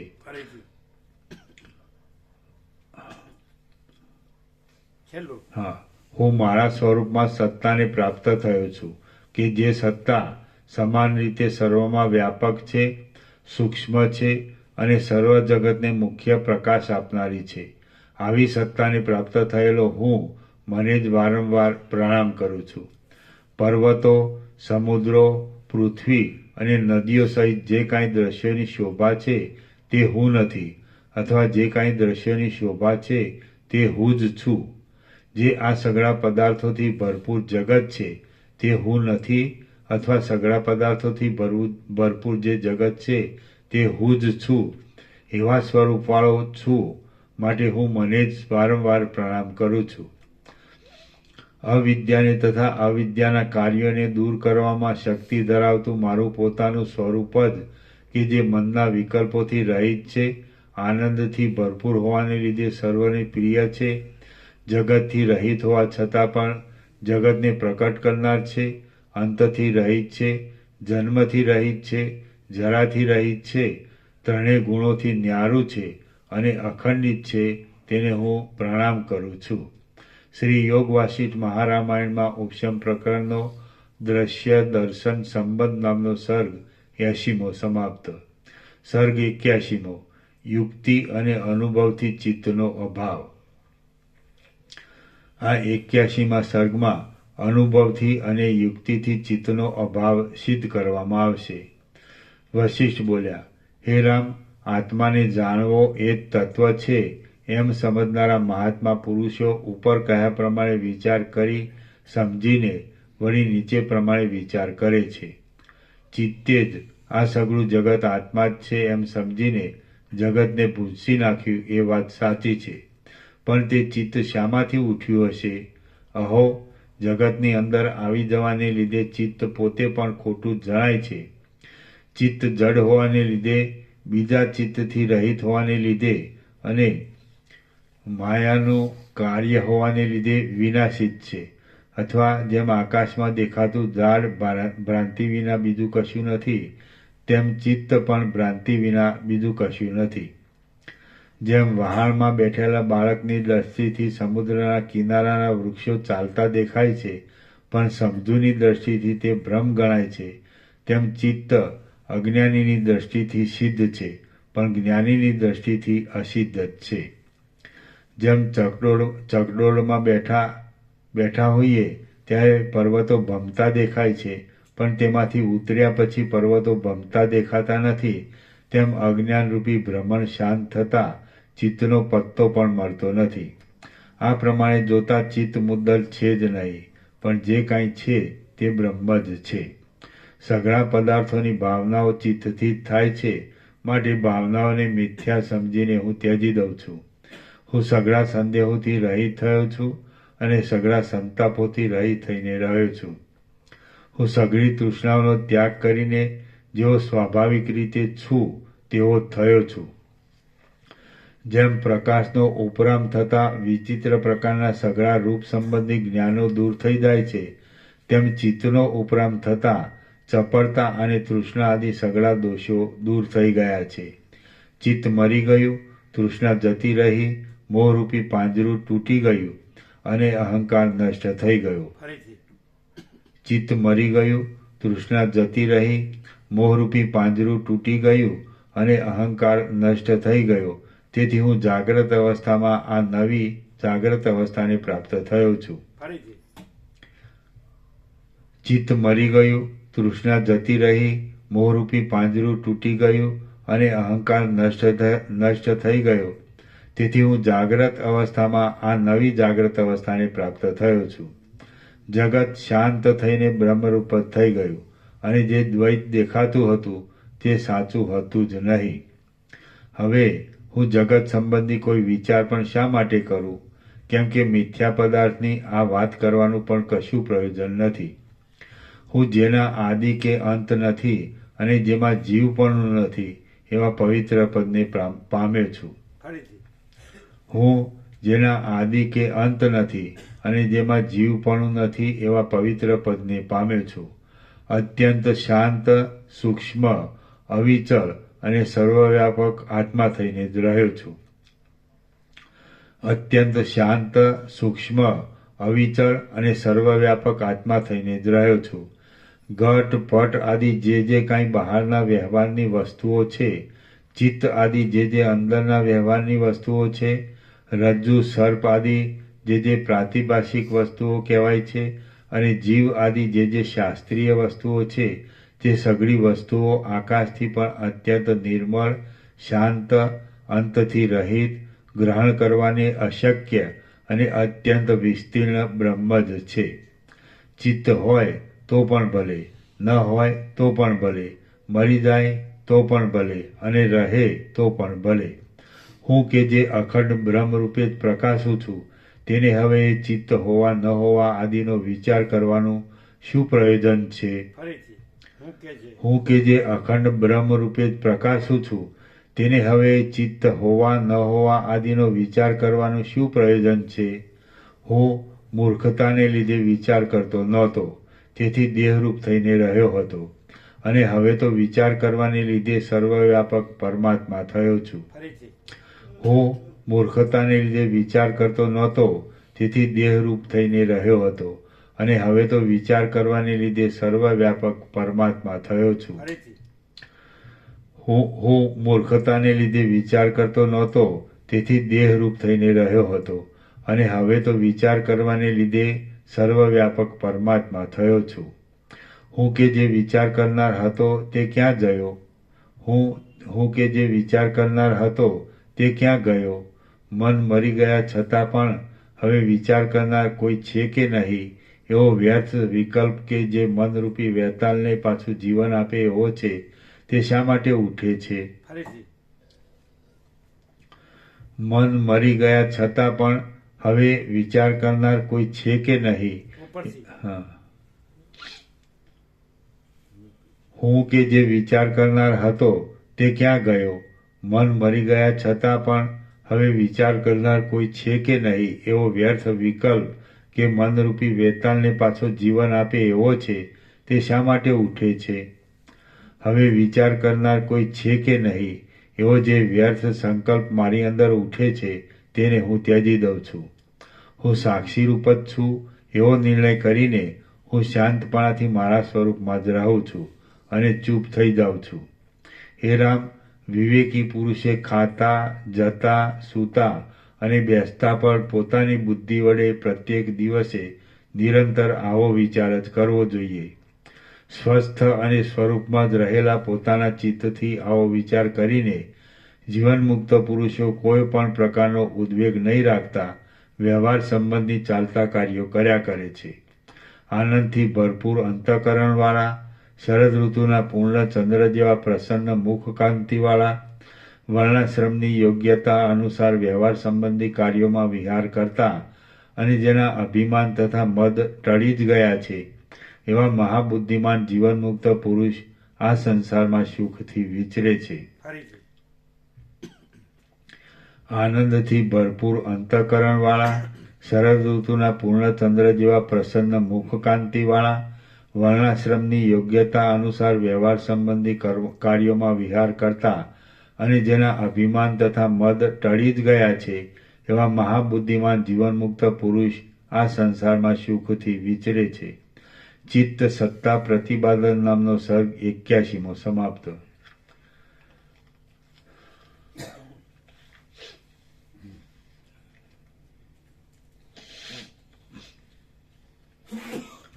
સર્ગ 82મો વિતહવ્ય મુનિએ ઇન્દ્રિયો તથા મનને સમજણ આપી. આ 82મા સર્ગમાં વિતહવ્ય મુનિએ આત્મામાં એકાગ્રતા કરવા માટે ઇન્દ્રિયોને અને મનને જુદા જુદા કારણો બતાવીને સમજણ આપ્યાનું નિરૂપણ કરવામાં આવશે. વશિષ્ઠ બોલ્યા, હે રામ, જેણે આત્માને જાણ્યો હતો એવા વિદ્વાન સંવર્ત મુનિએ પૂર્વે એ પ્રમાણે વિચાર કર્યો હતો અને પાછો વિંધ્યાચળમાં તેમણે જ એ વિચાર મારી પાસે કહ્યો હતો. તમે વિચારમાં તત્પર રહેનારી બુદ્ધિ વડે આ નિશ્ચયને પકડીને અનુક્રમે જ્ઞાનીની ભૂમિકાઓમાં ચાલતા ચાલતા આ સંસારરૂપી સમુદ્રમાંથી નીકળી જાઓ. હે રામ, હવે મોક્ષ આપનારો ઇન્દ્રિયો અને મનને હા તમે વિચારમાં તત્પર રહેનારી બુદ્ધિ વડે આ નિશ્ચયને પકડીને અનુક્રમે જ્ઞાનની ભૂમિકાઓમાં ચડતા ચડતા આ સંસારરૂપી સમુદ્રમાંથી નીકળી જાઓ. હે રામ, હવે મોક્ષ આપનારો ઇન્દ્રિયોને અને મનને સમજવારૂપ એક બીજો વિચાર હું કહું છું તે તમે સાંભળો કે જે વિચારથી વિતહવ્ય નામના મુનિએ સઘળા સંદેહોથી રહિત થઈને પરમપદમાં નિવાસ કર્યો હતો. જેમ સૂર્ય મેરુ પર્વતની લાંબી લાંબી ગુફાઓની આસપાસ ફરે છે તેમ પૂર્વે મહાતેજસ્વી વિતહવ્ય મુનિ સંસારથી કંટાળીને સમાધિ કરવાનું સ્થળ શોધવા સારું વનની અંદર લાંબી લાંબી વિંધ્યાચળની ગુફાઓની આસપાસ ફરતા હતા. સંસારરૂપી બ્રહ્મને આપનારી અને આદિઓને તથા વ્યાધિઓને ઉત્પન્ન કરનારી આ ભયંકર ક્રિયાઓની પદ્ધતિથી કેટલેક કાળે એમના મનમાં કંટાળો આવ્યો હતો. એ વિતહવ્ય મુનિએ નિર્વિકલ્પ સમાધિથી મળે એવા ગંભીર પદને પામવાની ઈચ્છાથી જગતમાં પોતાના સઘળા કામકાજો બંધ કર્યા કે જે ઘણા કાળથી કરવામાં આવતા જૂના થઈ ગયા હતા, અર્થાત સંન્યાસ લીધો. જેમ ભ્રમર સુગંધવાળા અને પરાગોથી શ્વેતપણાવાળા નીલકમળમાં પ્રવેશ કરે તેમ એ વિતહવ્ય મુનિએ સુગંધવાળી અને કપૂરથી દોડેલી કેળના પાંદડાઓથી બનાવેલી પર્ણશાળામાં પ્રવેશ કર્યો. જેમ વૃષ્ટિથી રહે થયેલો મેઘ તાપ વિનાના પર્વતની ઉપર બેસે તેમ એ મુનિ જેના ઉપર સારી રીતે મૃગચર્મ પાથર્યું હતું એવા શુદ્ધ અને સમતાવાળા આસન પર બેઠા. પદ્માસન વાળી પગના તળિયાની ઉપર હાથની આંગળીઓ રાખી ડોકને ઊંચી રાખી શરીરને સ્થિર કરી શિખરની પેઠે તેમણે સ્થિતિ કરી. જેમ સાયંકાળે પર્વતની ગુફામાં પેસતો સૂર્ય ચારે બાજુ ફેલાયેલા પોતાની કાંતિની સમૂહને સારી પેઠે સમેટી લે છે, તેમ એ મુનિએ વિષયોમાં ચારે બાજુ વિખરાયેલા પોતાના મનને ધીરે ધીરે સારી પેઠે સમેટી લીધું. અનુક્રમે બહારના અને અંદરના સઘળા વિષયોનો ત્યાગ કરતા એ મુનિએ નિર્દોષ થયેલા પોતાના મનથી નીચે પ્રમાણે વિચાર કર્યો. વિથવ્ય બોલ્યા, સ્વગત, અહો વિષયોમાંથી પાછું વળેલું છતાં પણ, અહો વિષયોમાંથી પાછું વળેલું છતાં પણ ક્ષણ માત્રમાં પાછું ચંચળ થઈ જતું આ મન તરંગોથી તણાતા જતા પાંદડાની જેમ સ્થિરતાને પ્રાપ્ત થતું નથી. ચક્ષુ આદિ પ્રચંડ ઇન્દ્રિયોએ ભ્રમથી પકડેલા વિષયો માટે આ મન હાથથી પછાડેલા દડાની જેમ નિરંતર ઉછળ્યા કરે છે. આ મન ઇન્દ્રિયોએ વધારેલી વૃત્તિઓમાં એકને ત્યજી બીજીને અને બીજીને ત્યજી ત્રીજીને એમ અનેક વૃત્તિઓમાં ભટક્યા કરે છે અને જેમાંથી પાછું વાળીએ તેમાં તો ગાંડાની માફક દોડે છે. મોટા વેગવાળું મન ગધામાંથી લુગડામાં જાય છે અને લુગડામાંથી ગાડામાં જાય છે. એટલે જેમ વાંદરો વૃક્ષોમાં કૂદ્યા કરે છે તેમાં મન જુદા જુદા વિષયોમાં કૂદ્યા કરે છે. હવે હું પ્રથમ મનને નીકળવાના 5 દ્વારો રૂપ આ તુચ્છ ચક્ષુ આદિ કે જેઓ ઇન્દ્રિયો નામથી કે ઓળખાય છે તેઓનું સારી પેઠે અવલોકન કરું. હે અભાગણી ઇન્દ્રિયો, જેમ સમુદ્રના જળને સ્થિર થવાને અવસર મળતો નથી તેમ તમને પણ સ્થિર થવાનો અવસર મળતો જેમ સમુદ્રના જળને સ્થિર થવાનો અવસર મળતો નથી તેમ તમને પણ સ્થિર થવાનો અવસર મળતો નથી કે શું? તમે જો સ્થિર થાઓ તો જ મને સમાધિથી આત્માનું દર્શન મળે. હે ચપળ અભિપ્રાયવાળી ઇન્દ્રિયો, કેવળ અનર્થોમાં પડવા માટે ચપળતા કરો નહીં. ચપળતા કરવાથી ભૂતકાળમાં જે ઘણા દુઃખો પડ્યા હતા તેઓનું સ્મરણ કરો. હે મનના દ્વારો રૂપ અધમ ઇન્દ્રિયો, તમે જડ જ છો અને જે જડ જ હોય છે તેઓનું ઉછળવું ઝાંઝવાના પાણીના ઉછળવાની પેઠે વ્યર્થ જ હોય છે. તમે કે જેઓ સર્વદા મિથ્યા સ્વરૂપવાળી છો તેમનું આ સાચા તત્વને સમજ્યા વિનાનું ઉદ્ધતપણું આંધળા માણસોના દોડવા જેવું થાય છે. હે અભાગણી ઇન્દ્રિયો, મહાસમદ ચૈતન્યરૂપ હું જ છું. હે અભાગણી ઇન્દ્રિયો, મહાસમદ ચૈતન્યરૂપ હું જ છું. સાક્ષીપણાથી સઘળું કરું છું, તે છતાં તમો નાહક આકુળ વ્યાકુળ શા માટે થાઓ છો? સાચા સ્વરૂપથી રહિત હોવાને લીધે ઉંબાડિયાના ભ્રમણથી દેખાતા ચક્રો જેવી અને રજ્જુમાં થતી સર્પની ભ્રાંતિ જેવી આ ચક્ષુ આદિ મારી ઇન્દ્રિયો મફતની જ મસ્તી કર્યા કરે છે. સર્વને પ્રકાશ આપનારો જે સાક્ષી ચક્ષુ આદિ ઇન્દ્રિયોને જાણે છે તેની સાથે ચક્ષુ આદિ ઇન્દ્રિયોને જરા પણ સંબંધ નથી. જેમ સ્વર્ગલોકને અને પાતાળના પર્વતને જરા પણ સંબંધ નથી તેમ આત્માને અને ઇન્દ્રિયોને જરા પણ સંબંધ નથી. જેમ માર્ગમાં ચાલતો માણસ સર્પોથી દૂર જ રહે અને જેમ બ્રાહ્મણ ચાંડાળોથી દૂર જ રહે તેમ અખંડિત ચૈતન્યરૂપ આત્મા ઇન્દ્રિયોથી દૂર જ રહે છે. હે ઇન્દ્રિયો, જેમ સૂર્યના સ્વતંત્ર પ્રકાશ માત્રથી ખેડ તથા મજૂરી આદિ દિવસના કાર્યો કરનારાઓની પરસ્પર ધામધૂમ ચાલ્યા કરે છે તેમ આત્માની સ્વતંત્ર સત્તા માત્રથી તમારી પરસ્પર ધામધૂમ ચાલ્યા કરે છે. હે ચિત્ત, તું તારી વૃત્તિઓરૂપી સ્ત્રીઓને બહાર ભટકાવનારું. હે ચિત્ત, તું તારી વૃત્તિઓરૂપી સ્ત્રીઓની બહાર ભટકાવનારું હોવાને લીધે ચારણ જેવું છે. દેહને આત્મા માનનારું હોવાને લીધે ચારવાક જેવું છે. ચારવાક નામે એક મહાન નાસ્તિક થઈ ગયો. તેણે એવો મત ફેલાવ્યો હતો કે જે નરી આંખે દેખાય તે સાચું.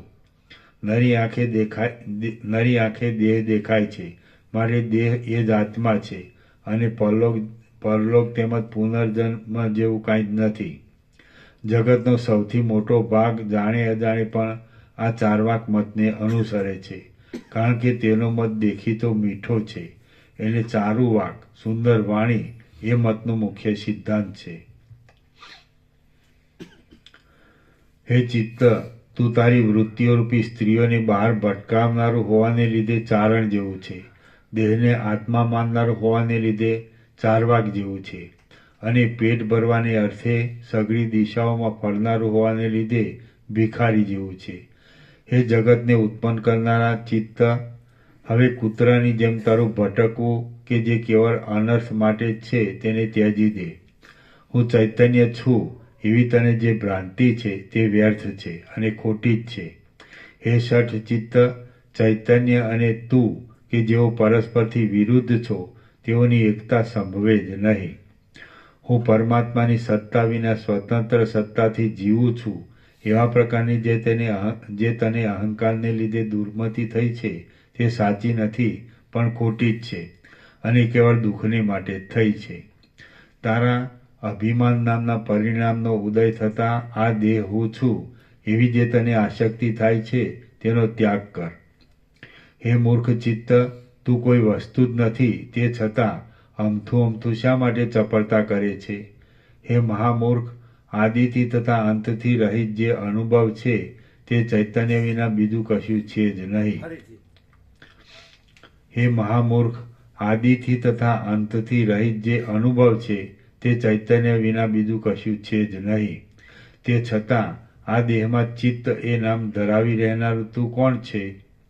હે ચિત્ત, ભોગના સમયમાં અમૃત જેવી લાગતી અને પરિણામે ઝેરી ફળને આપનારી જે કર્તાપણાની તથા ભોગતાપણાની તને ભ્રાંતિ છે તે વૃથા જ છે. હે મૂર્ખ ચિત્ત, ઇન્દ્રિયોનો આશ્રય કરીને તું ઉપહાસના પાત્રરૂપ થા નહીં. તું કરતા પણ નથી અને ભોગતા પણ નથી. તું તો કેવળ નિશ્ચેત જ છે અને બીજાની આપેલી સત્તાથી જાગ્રત થાય છે. ભોગોને તું શું થાય છે અને ભોગો તારે શું થાય છે? તું જળ છે તેથી મુદ્દલ તારું સ્વરૂપ જ નથી. ત્યારે તારા બંધુ કે મિત્ર આદિ તો ક્યાંથી જ હોય? જે પદાર્થ જડ હોય છે તે પોતાની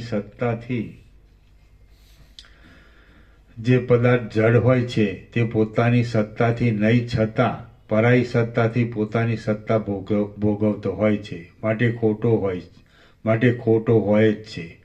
તું કે જે જડ છે તેમાં સમજનાર, કરતા, ભોગતા અને પૂર્વાપરનું અનુસંધાન રાખનાર વગેરે ભાવ ચૈતન્યની સત્તા વિના ઘટતોય નથી.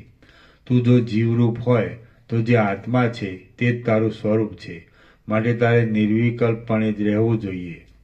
કેમ કે અનેક સંકલ્પ વિકલ્પોથી ભરેલી અને દુઃખ દેનારી તારી આવી સ્થિતિ ઘટતી જ નથી. કરતાપણું અને ભોગતાપણું કે જેને તે પોતામાં મિથ્યા જ માની લીધેલા છે તેમને ધીરે ધીરે જે યુક્તિથી હું ભૂંસી નાખું છું તે યુક્તિ તું સાંભળ. આ તું પોતે તો જડ જ છે, એમાં કોઈ પ્રકારનો સંશય નથી. જ્યારે તું નિશ્ચેત જ છે ત્યારે તને કરતાપણું કેવું હોય? શિલાઓ નાચે છે એ વાત તે કાંઈ સંભવે? માટે તું એમ સ્વીકાર કર કે મારામાં જે શુદ્ધ પરમાત્માનો પ્રતિબિંબરૂપ ભાગ છે તેની સત્તાથી જ મારું સઘળું જીવન છે. હે ચિત્ત, તું જીવે છે, ઈચ્છે છે, હણે છે, જાય છે અને નાચે છે એ સઘળું વૃથા જ છે. કેમ કે એમાંની કોઈ પણ ક્રિયા તારી પોતાની શક્તિથી થતી નથી, પણ આત્માની શક્તિથી જ થાય છે. માટે એ ક્રિયાઓ તારી કરેલી ન કહેવાય, પણ આત્માની કરેલી જ કહેવાય. જે કામ જેની શક્તિથી કરવામાં આવે તે કામ તેણે જ કરેલું કહેવાય છે, પણ વચલાએ કરેલું ન કહેવાય. કેમ કે દાતરડું પુરુષની શક્તિથી કાપે છે, માટે પુરુષ જ કાપનાર કહેવાય છે, પણ દાતરડું કાપનારું કહેવાતું નથી. જે પદાર્થ જેની શક્તિથી હણાય તે પદાર્થ તેણે જ હણેલો કહેવાય, પણ વચલાએ હણેલો ન કહેવાય. જેમ કે તલવાર પુરુષની શક્તિથી હણે છે, માટે જે હણાયો હોય તેને પેલા પુરુષે જ હણેલો કહેવાય છે, પણ તલવારે હણેલો કહેવાતો નથી. જેની શક્તિથી પીવાતું હોય તે જ પીનાર કહેવાય છે, પણ વચલો પીનાર કહેવાય નહીં. જેમ કે માણસ ભૂંગળી વડે પાણી પીતો હોય ત્યારે તે માણસ જ પાણી પીનાર કહેવાય છે, પણ ભૂંગળી પાણી પીનાર કહેવાતી નથી. હે ચિત્ત, તું સ્વભાવથી જ અત્યંત જડ છે અને તને જે ચેતન મળે છે તે સર્વજ્ઞ આત્માથી જ મળે છે. માટે આત્મા પોતે પોતાને સર્વ પદાર્થ રૂપે ગોઠવે છે એમ સિદ્ધ થાય છે. એટલે તારામાં કર્તાપણું પ્રાપ્ત જ થતું નથી.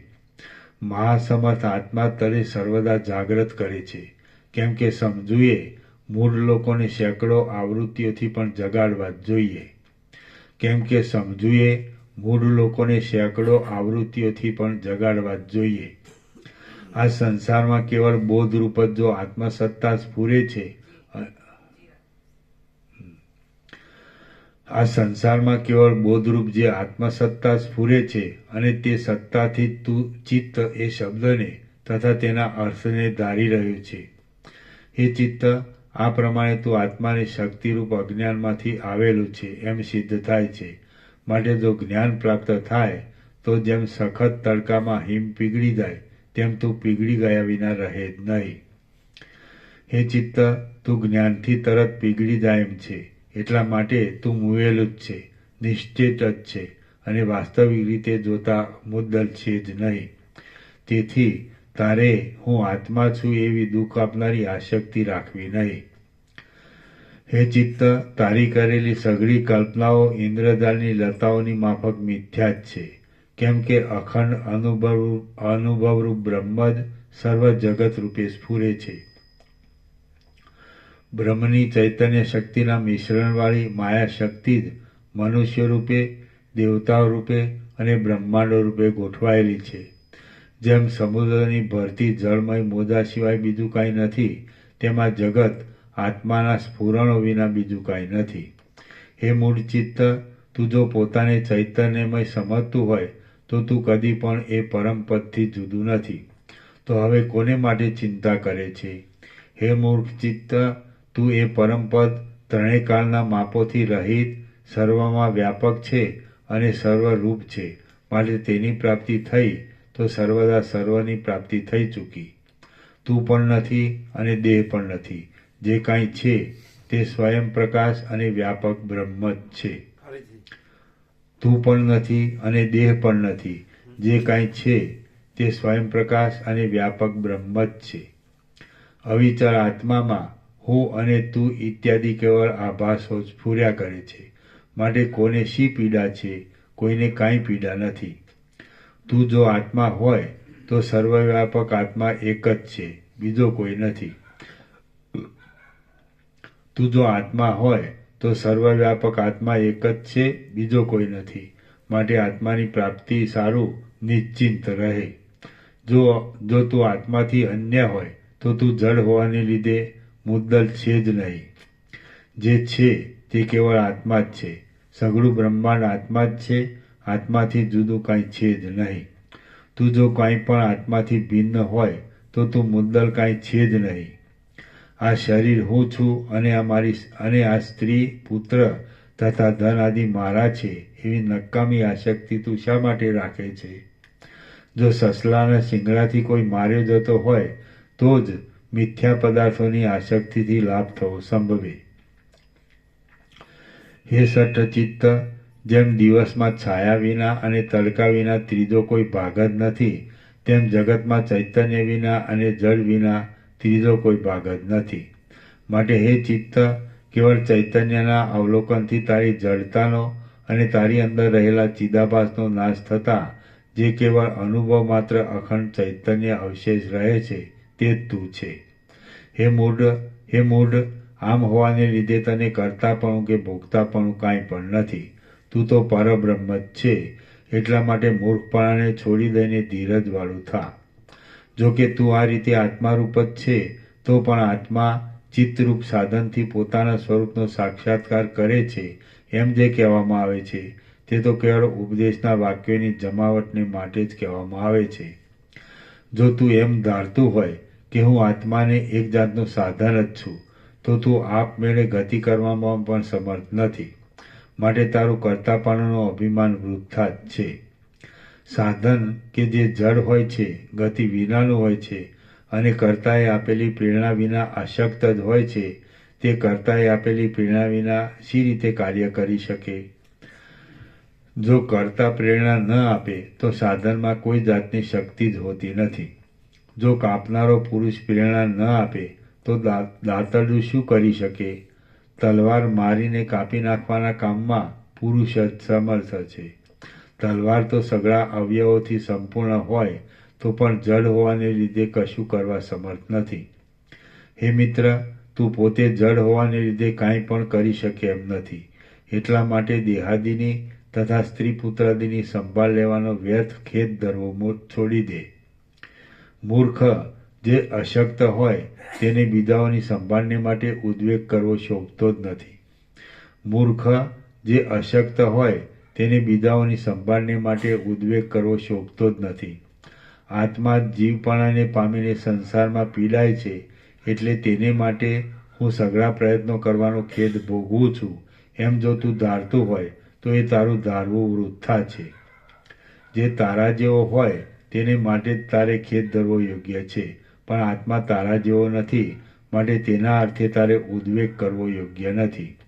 આત્માને તો કોઈ કાર્ય કરવાથી કે નહીં કરવાથી કાંઈ હાનિ લાભ થાય એમ નથી.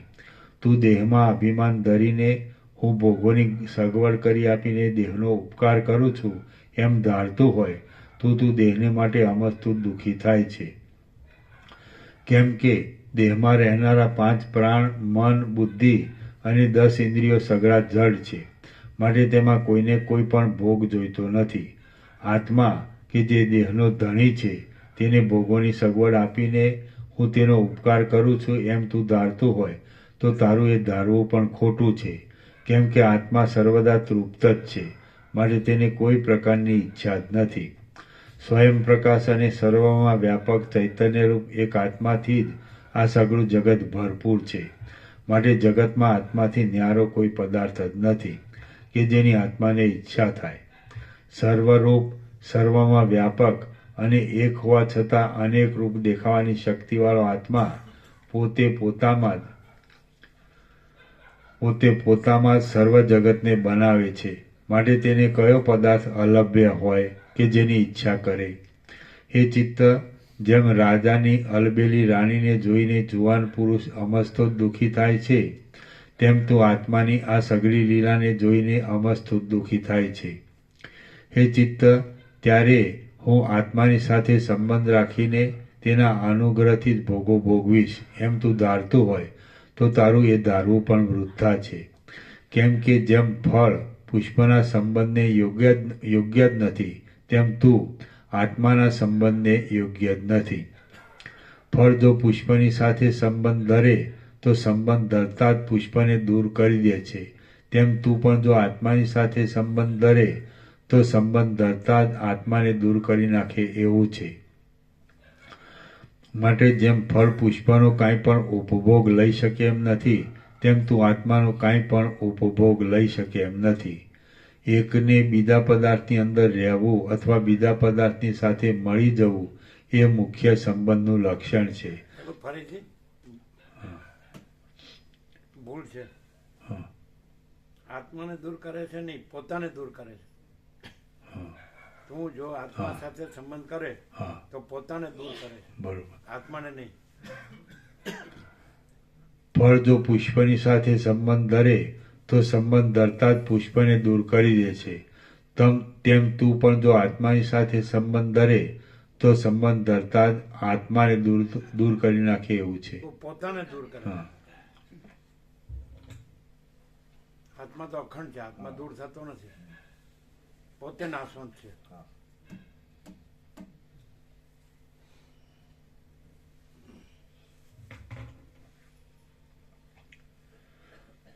ફળ જો પુષ્પની સાથે સંબંધ ધરે તો સંબંધ ધરતા જ પુષ્પને દૂર કરી દે છે, તેમ તું પણ જો આત્માની સાથે સંબંધ ધરે તો સંબંધ ધરતા જ પોતાને દૂર કરી નાખે એવું છે.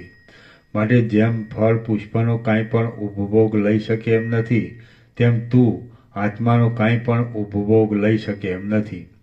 એકને બીજા પદાર્થની અંદર રહેવું અથવા બીજા પદાર્થની સાથે મળી જવું એ મુખ્ય સંબંધનું લક્ષણ છે, તો તેવો સંબંધ તારાથી ધરાવી શકાય એમ નથી. કેમ કે તારો સ્વભાવ અને આત્માનો સ્વભાવ પરસ્પરથી વિરુદ્ધ છે. તું અનેક પ્રકારની રચનાઓવાળા તથા અનેક પ્રકારની ક્રિયાઓ કરાવનારા અનેક પ્રકારના સુખ દુઃખોની અનેક દશાઓવાળું છે, અને આત્મામાં તેવી એકે દશા નથી. માટે તારો સ્વભાવ અને આત્માનો સ્વભાવ પરસ્પરથી અત્યંત વિરુદ્ધ છે. જેઓ દૂધે દૂધની જેમ પરસ્પરથી અત્યંત સમાન હોય અથવા દૂધની તથા પાણીની જેમ પરસ્પરમાં અડધા સમાન હોય તેઓનો સંબંધ થવો ઘટે. પણ જેઓ જળની અને અગ્નિની જેમ પરસ્પરથી અત્યંત વિરુદ્ધ હોય તેઓનો સંબંધ થવો ઘટે જ નહીં. જગતમાં જેઓ પરસ્પરથી અત્યંત વિરુદ્ધ હોય તેઓનો સંબંધ થાય તો તેઓમાંથી એકનો વિનાશ થયા વિના રહે જ નહીં એમ જોવામાં આવે છે. માટે તેઓનો સંબંધ જ રહી શકતો નથી. જો પરસ્પરથી વિરુદ્ધ ન હોય તો પરસ્પરનો પરસ્પર સંબંધ થતાં તે પદાર્થોના ગુણો પરસ્પરથી સારી પેઠે મળી જાય છે. પણ જળરૂપ તું અને અનુભવરૂપ આત્મા તો પરસ્પરથી અત્યંત વિરુદ્ધ હોવાને લીધે તમારા સ્વભાવોનું પરસ્પરથી મળતાપણું થાય એમ જ નથી. તારો અને આત્માનો સંબંધ થતાં જો તારા પ્રભાવથી અનુરૂપ આત્મા દૂર થઈ જાય તો તને જાણનારો કોઈ ન રહેવાને લીધે તારી સિદ્ધિ ન થાય અને આત્માના પ્રભાવથી તું નષ્ટ થઈ જાય તો તે પોતાના નાશને અર્થે જ આત્માનો સંબંધ માગ્યો કહેવાય. એટલે બંને રીતે તને હાનિ છે. તું ભોગની લાલચથી આત્માના સંબંધને માગીને હાથે કરીને તારા સ્વરૂપનો નાશ કરવા ધારે છે. માટે તેમ કર નહીં. સ્વરૂપથી ભ્રષ્ટ થવું એ મોટું દુઃખ છે. હું આદિ સઘળું દ્રશ્ય કે જે અજ્ઞાનરૂપ છે તેનો આત્માના જ્ઞાનરૂપપણાના પ્રભાવથી નાશ થઈ જાય તો એકલો નિરતિશય આનંદરૂપ આત્મા જ અવશેષ રહેશે. હું આદિ સઘળું દ્રશ્ય કે જે અજ્ઞાનરૂપ છે તેનો આત્માના જ્ઞાનરૂપપણાના પ્રભાવથી નાશ થઈ જાય તો એકલો નિરતિશય આનંદરૂપ આત્મા જ અવશેષ રહેશે. એ સારું થશે એમ ધારીને તું એટલાથી સંતોષ માનતું હોય તો એકાગ્ર ધ્યાનરૂપ અખંડ સમાધિ કરીને આત્માનું દર્શન કરનાર થા.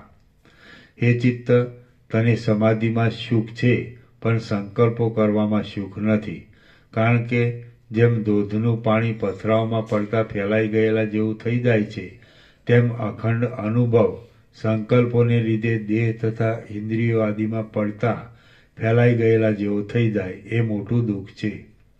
હે ચિત્ત, હું સંકલ્પો કરતું નથી પણ આત્મા કરતાપણારૂપ સ્વભાવને લીધે સંકલ્પો કરે છે. જો એમ તું ધારતું હોય તો એ તારી ભૂલ છે. આત્મા કે જે કલ્પનારૂપી કાદવથી રહિત છે અને પ્રકાશીની કલ્પનાઓનો નાશ કરનારો જ છે તેમાં વળી કરતાપણું કેવું હોય? આકાશમાં પુષ્પ હોવું સંભવે કે? જેમ આકાશમાં આકાર સંભવતો જ નથી તેમ આત્મામાં કરતાપણું સંભવતું જ નથી. જેમ સમુદ્ર જળ રૂપે, ફીણો રૂપે, પરપોટાઓ રૂપે અને તરંગો રૂપે સ્ફુરે છે પણ પોતે તેમાંનું કાંઈ કરતો નથી, તેમ તે કલ્પેલા અનેક ભેદરૂપ આત્મા કેવળ સ્ફુરે જ છે પણ પોતે કોઈ ભેદની કલ્પના કરતો નથી. જેમ સમુદ્રમાં ધગધગતો અંગારો હોવો સંભવતો નથી તેમ સર્વાત્મક અને સ્વયં પ્રકાશપણાથી સ્ફુરતા આ ચૈતન્યરૂપ આત્મામાં દ્વૈત હોવું સંભવતું જ નથી. હે ચિત્ત, આત્મા કલ્પનાઓથી રહિત છે અને તું જડ હોવાને લીધે કલ્પના કરી શકે એમ નથી. માટે કલ્પના સિદ્ધ નહીં થવાને લીધે વિષયોથી રહિત એક અનુભવ જ સાચો છે, બીજું કાંઈ પણ સાચું નથી એમ સિદ્ધ થાય છે. જેમ આકાશમાં વન નથી તેમ અખંડ અનુભવરૂપ આત્મામાં આ જુદું છે, આ જુદું નથી, આ શુભ છે, આ અશુભ છે એવા પ્રકારની મિથ્યા કલ્પના છે જ નહીં. વિષયથી રહિત અખંડ અનુભવરૂપ આ આત્મા જ ભરપૂર થઈ રહેલો છે તો તેમાં આ હું છું અને આ બીજો છે એવા પ્રકારની મિથ્યા કલ્પના કેમ જ હોય? આત્મા કે જે આદિથી રહિત છે અને વ્યાપકપણાથી સર્વત્ર ભરપૂર છે તેમાં કલ્પનાનો આરોપ કોણ કરી શકે? આકાશમાં ઋગ્વેદની સંહિતા લખવી હોય તો કોઈથી લખી શકાય? હે ચિત્ત, તે નિર્મળ થઈને આત્માને સઘળા પદાર્થોના તત્વરૂપ અખંડ અનુભવ રૂપે રહેલો અને સઘળી દિશાઓમાં અત્યંત ભરપૂરપણાથી રહેલો જાણ્યો. એટલા માટે મારા સુખ દુઃખો જાજવાના પાણી આદિ પ્રાતિભાષિક પદાર્થોની જેમ ક્ષીણ થઈ ગયા છે. મને સુખ દુઃખના દેખાવો થતા હતા એ ભ્રાંતિ જ હતી. શ્રી યોગ વાસિષ્ઠ મહારામાયણમાં ઉપશમ પ્રકરણનો ઇન્દ્રિય અનુશાસન યોગોપદેશ નામનો સર્ગ 82મો સમાપ્ત. ઓમ ઓમ ઓમ. પાના નંબર 769. પ્રસાદ આપી દો.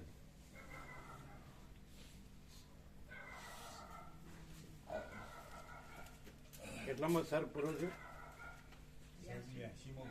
82મો.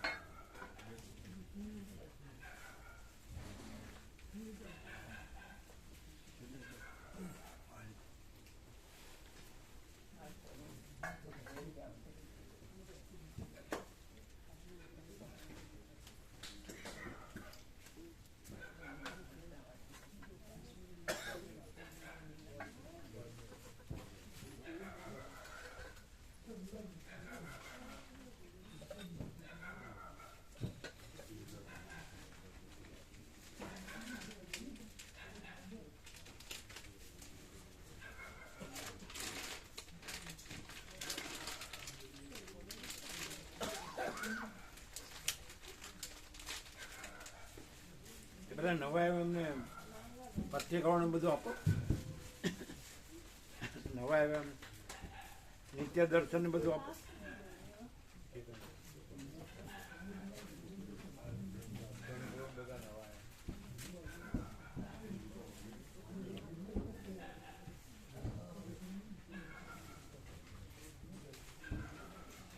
કેમ છે આચાર્ય પ્રભુને? સારું છે. હમણાં 3 દિવસ પહેલા વાત કરી. એટલે હવે ગાડી વાહન ચલાવે છે. એમ હા, એટલે એટલું ઇમ્પ્રૂવ થયું છે. એટલે મને કહે કે હું ત્યાં એમને સિમંદર સિટીથી કલોલ સુધી જઈ આવ્યા. ઇમ્પ્રૂવ છે. આમ ચાલવામાં હા, ચાલવામાં ને બધામાં સારું છે. ફિઝિયો ને બધું કન્ટિન્યુઅસ ચાલુ રાખ્યું ને એમને, એટલે ફરક પડતો ગયો. શું શું પીજ્યું? ફિઝિયોથેરાપી પ્રભુ. અચ્છા ફિઝિયોથેરાપી. અરે બધા નવા આવ્યા છે ને આપો પત્રિકાઓ.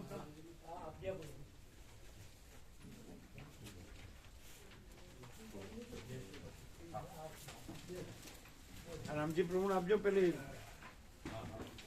નટુ પ્રભુ એ ભગવાનનો વ્યાપક વાર્ષિકોત્સવ આપો અને 35 દિવસ થોડું આપો. એમને વધારે આપો રામજી પ્રભુને. ઉપર મહાશિવરાત્રી પહેલું છે ને એટલે 53 આપો. 53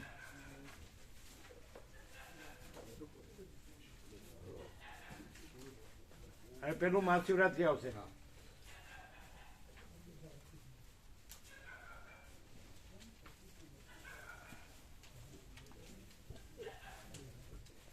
સિદ્ધપુર વાળાને આપ્યું.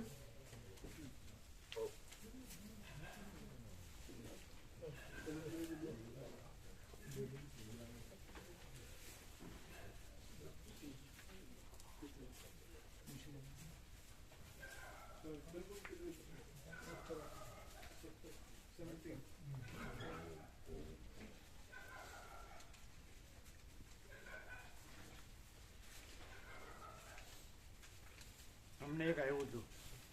તમારા ચિરંજીવે કીધું ને કે હું વચ્ચેટિયાનો માનતો નથી. એમાં આ ખૂબ પરમ સત્ય છે, પરમ તત્વ ઉડાવ્યું. તો અમે એમ કહે છે તો પછી વચ્ચેટિયાણ શું કામ લાવી છે? નહીં સમજાણું. એવું બોલ્યો હતો એનો ચિરંજીવ, એવું બોલ્યો હતો કે હું વચ્ચેટિયાને માનતો નથી. તો અમે કીધું તો પછી વચ્ચેટિયાણ શું કામ લાવવી છે? એ વચ્ચેટિયાણ નહીં. રામકૃષ્ણ પરમહંસ છે મનમાંથી કામિની કાંચનની આસક્તિનો સંપૂર્ણ ત્યાગ થયા સિવાય ઈશ્વર દર્શન થાય જ નહીં. તો એ વચ્ચેટિયાનું કામ લાવ્યું? જો વચિષ્ઠ વચ્ચેટીઓ લાગતો હોય અને એને હું માનતો નથી એમ કહેતો હોય તો વચ્ચેટીને હું કામ લાવ્યું છે? તમે બધા વચિષ્ઠને ઉલ્લુ બનાવવા નીકળ્યા છો, પણ હવે આવો તમે, તમારી ખેર નથી. અને મદાર સાહેબ તો એમ કીધું એના કુંવરોને કે નિત્યોસી, શુદ્ધોસી, બુદ્ધોસી, નિરંજનોસી, સંસાર માયા પરિવાર જોશી. અને આ તો એને મળતું નથી, એને મળતું નથી. હા, મદાર છે ને આ આસમાન જમીનનો ફેર છે ને. તો પછી આ લક્ષણ છે. એને ગમે એવી લાવવી છે, ગમે ત્યાંથી. અને એ પાછું એમ કે છે હું વચ્ચેટી એને માનતો નથી. વચ્ચેટી એટલે વસિષ્ઠ. સમજે? એમ કહે ને વસિષ્ઠ પોતાનો આત્મા છે, પરમ ચિદાકાશ, પરમ જ્યોતિ, અખંડ જ્યોતિ. અને વચ્ચે ટેણ આવશે તો એ all and soul, all in all. આ એના ધંધા માંડ્યા છે.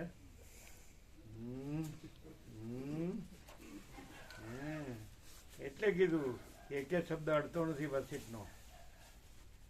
કેમ અહીં નથી આવતો? એ અહીં ક્યાં કોઈ વચિષ્ઠ્યો છે? અહીં ક્યાં કોઈ ભેદ છે? ક્યાં લેવા દેવા છે? ક્યાં ગુરુ શિષ્ય છે? ક્યાં ઈશ્વર જીવ છે? ભેદાભેદ કોઈ બી. હા, તો પછી તો એ શેને માટે ભમવાનું છે? કામિની કાંચન. એ વચ્ચેટ્યું નહીં, એ વચ્ચેટ્યું નહીં. એના પોતાનું સ્વરૂપ એ વચ્ચેટ્યું. એટલે આ માયા હું એને વિવેક કર્યું અને પછી એની ચિંતા કરે છે એને મળે એમ. પોતે કર્યું છે જ કરાવે. શું કહે? ખાલી હા કરો. સંપૂર્ણ સત્ય છે. ખાલી હા એને ક્યાં થાય છે? એને તો બસ હું બ્રહ્મ છું. તો શું શું શું ગમ પડે છે? ભાન થાય છે? શું ભાન થાય છે? નહીં, નો થાય. મૂળ વિષય પામરને શું ભાન થાય? પથ્થર ઉપર પાણી ગમે એટલું કહો તોય અસર થાય છે ક્યાં? આખું વર્ણન આવ્યું તો દેહના અને આત્માનો કોઈ સંબંધ નથી, તો પછી બીજાનું તો આપણું માનીએ તો શું રીતે આપણું કહેવાય? આખું આખું આખું વસીત ભગવાન એવો પોતાની વાસનાથી જો વાસના ભ્રાંતિ સાચી માની હોય ને તો એ પોતાનું જ લાગે. વાસના ભ્રાંતિ પોતાની સાચી લાગે તો વાસના પોતાની વાસના ભ્રાંતિનું કર્યું એ સાચું લાગે. સાચું. સમજાય? ખાલી શબ્દો એ જ્ઞાન નથી. સમજાય? ખાલી શબ્દો એ જ્ઞાન નથી, ખાલી બુદ્ધિ એ જ્ઞાન નથી, પણ એ અનંત ચૈતન્ય પ્રકાશ, અનંત ચૈતન્ય શાંતિ એ સમ્યક જ્ઞાન છે, યથાર્થ. એટલે એમાં હું નથી ને જગત નથી, નથી બુદ્ધ કોઈ ભ્રાંતિ નથી. કોઈ ભ્રાંતિ પણ આ તો બધું બોલવાનું, કરવાનું શું? ચિંતા છે નહીં કરવાની, જેમાં કાંઈ નથી. નથી. પોતે શું અનુભવ્યું? ચાલો, એને માટે તમે જેની ચિંતા કરો એમાં તમે શું અનુભવ્યું? શું પ્રાપ્ત કર્યું? શું મેળવ્યું? શું ભોગવ્યું? શું સાર મેળવ્યો? તો એટલે પેલા કહેતા હોય છે આ લોકો, વિવેકી લોકો કહેતા હોય, પોતે કૂવામાં પડ્યો હોય એ પોતાના નહીં કૂવામાં જ નાખે. એવું જ છે, એમ જ હે? એમ જ છે, એવું છે. અને છતાં વાત એમ કરવાની કે પોતે જાણે આકાશમાં રહ્યો છે, કૂવામાં પડેલો અને પાડનારો. કેમ આ વિવેક ન કરાય? એ ન ગણે. કેમ?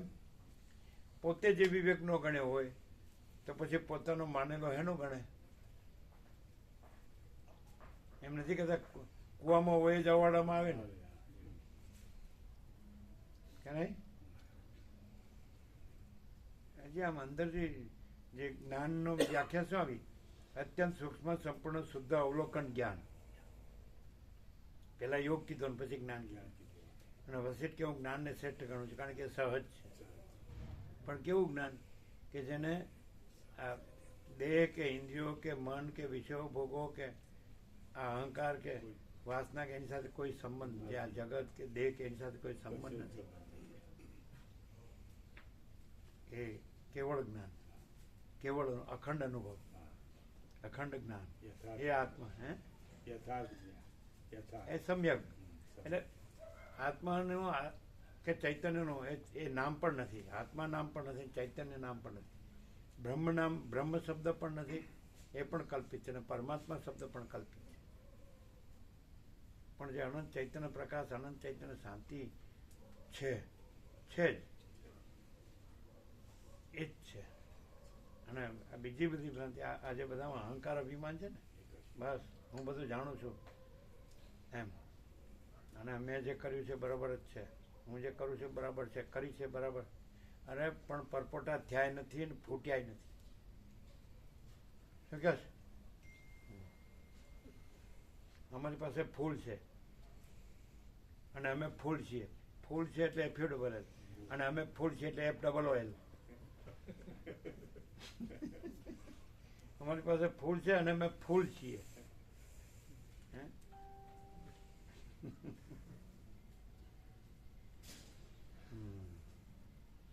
ગધેડો તો કામે લાગે, પણ આ ગધેડો કોઈ કામ ન લાગે. કામ લાગે કે નહીં? ભાર ઉપાડે જ કે નહીં માટીનું? આ ભાર ઉપાડે છે પણ કાંઈ નથી નો.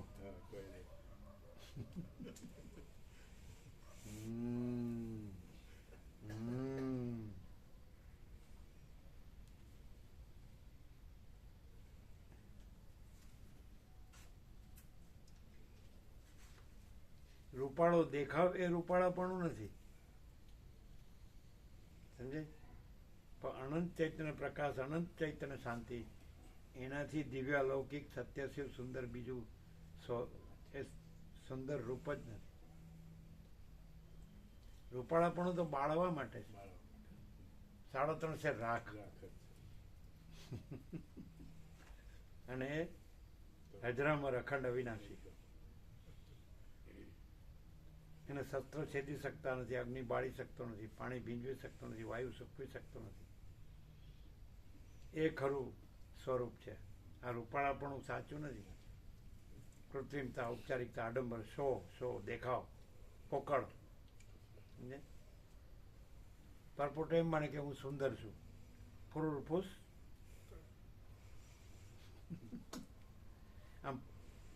આમ ફૂટતા માટે બહુ વાર લાગે. ફૂટ એટલે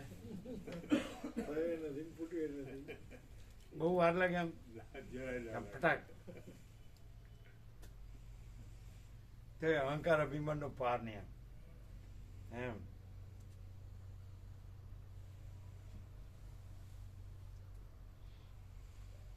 અહમ જતું નથી. કેમ?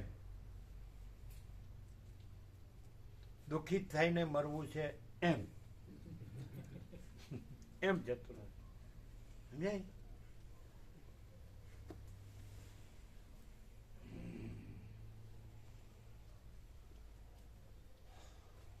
કઈ રીતે શબ્દ અડ્યો નથી? એ આ રીતે. શું જયંતિભાઈ કીધું ને, શબ્દ અડ્યો નથી તો એમનું કીધું કે સાચું છે. કીધું ને તો એ ખુલ્લું કર્યું કે સાચું જ છે. કઈ રીતે સાચું છે એ ખબર પડી.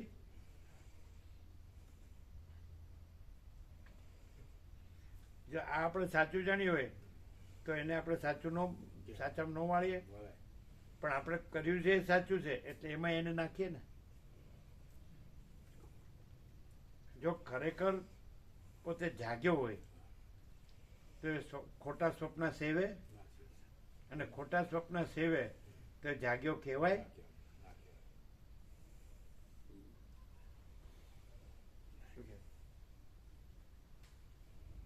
કે હવે આ ખોટું છે, શું સાચું છે? શું પૂર્ણ વિવેક સાચો છે કે આ અમે જે કર્યું એમાં એને નાખીએ છે તો અમે કઈ લીધું ન કહેવાય. અને પાછા કે આને મળતું નથી એટલે શેમાં બધું રાગ ને મોહ ને આસક્તિ ને વાસના ને એસના આશા તૃષ્ણા ને કામના બધી શેની છે? એ અમે કર્યું એને એવું એ સારું છે, એ એને મળે, એ સાચું છે, એ સુખ છે. આજ્ઞાની સંસારીઓ જે ભોગવે છે એ બધું સુખ છે ને. એ સુખ નથી એટલે એમાં મરી જાય છે. હવે જો હવે જવાબ આપે.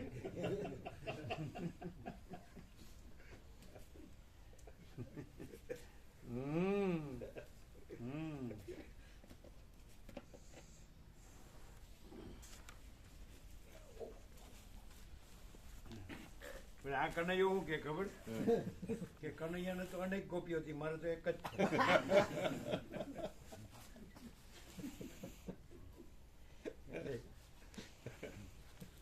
એટલે આપણે એટલું બધું તો નથી, માપનું છે.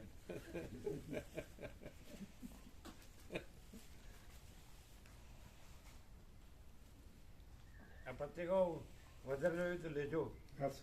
લીધી પેલી 35 દિવસની એ લઈએ છીએ. એ ચૂકવા જેવું નથી, એ ચૂકવા જેવું નથી. સંપૂર્ણ પ્રકાશ 35 દિવસમાં. જે વસિષ્ઠ રામે જેટલા દિવસ લીધા, વાલ્મીકી ભરદ્વાજે જે દિવસ લીધા, એ રીતે સમજાય. એટલે અખંડ અને સંપૂર્ણ પ્રકાશ. કોઈ એમ ન લાગે પહેલા અક્ષરથી છેલ્લા અક્ષર સુધી 1730 1730 પાના. એટલે સંપૂર્ણ પ્રકાશ આવી જાય, સંપૂર્ણ આનંદ અને સંપૂર્ણ શાંતિ. પછી બીજું આખી જન્મોના જન્મ બીજું બધું ગુમાવ્યું બધું, અને આ ખરું પોતાનું પ્રાપ્ત કરવાનું.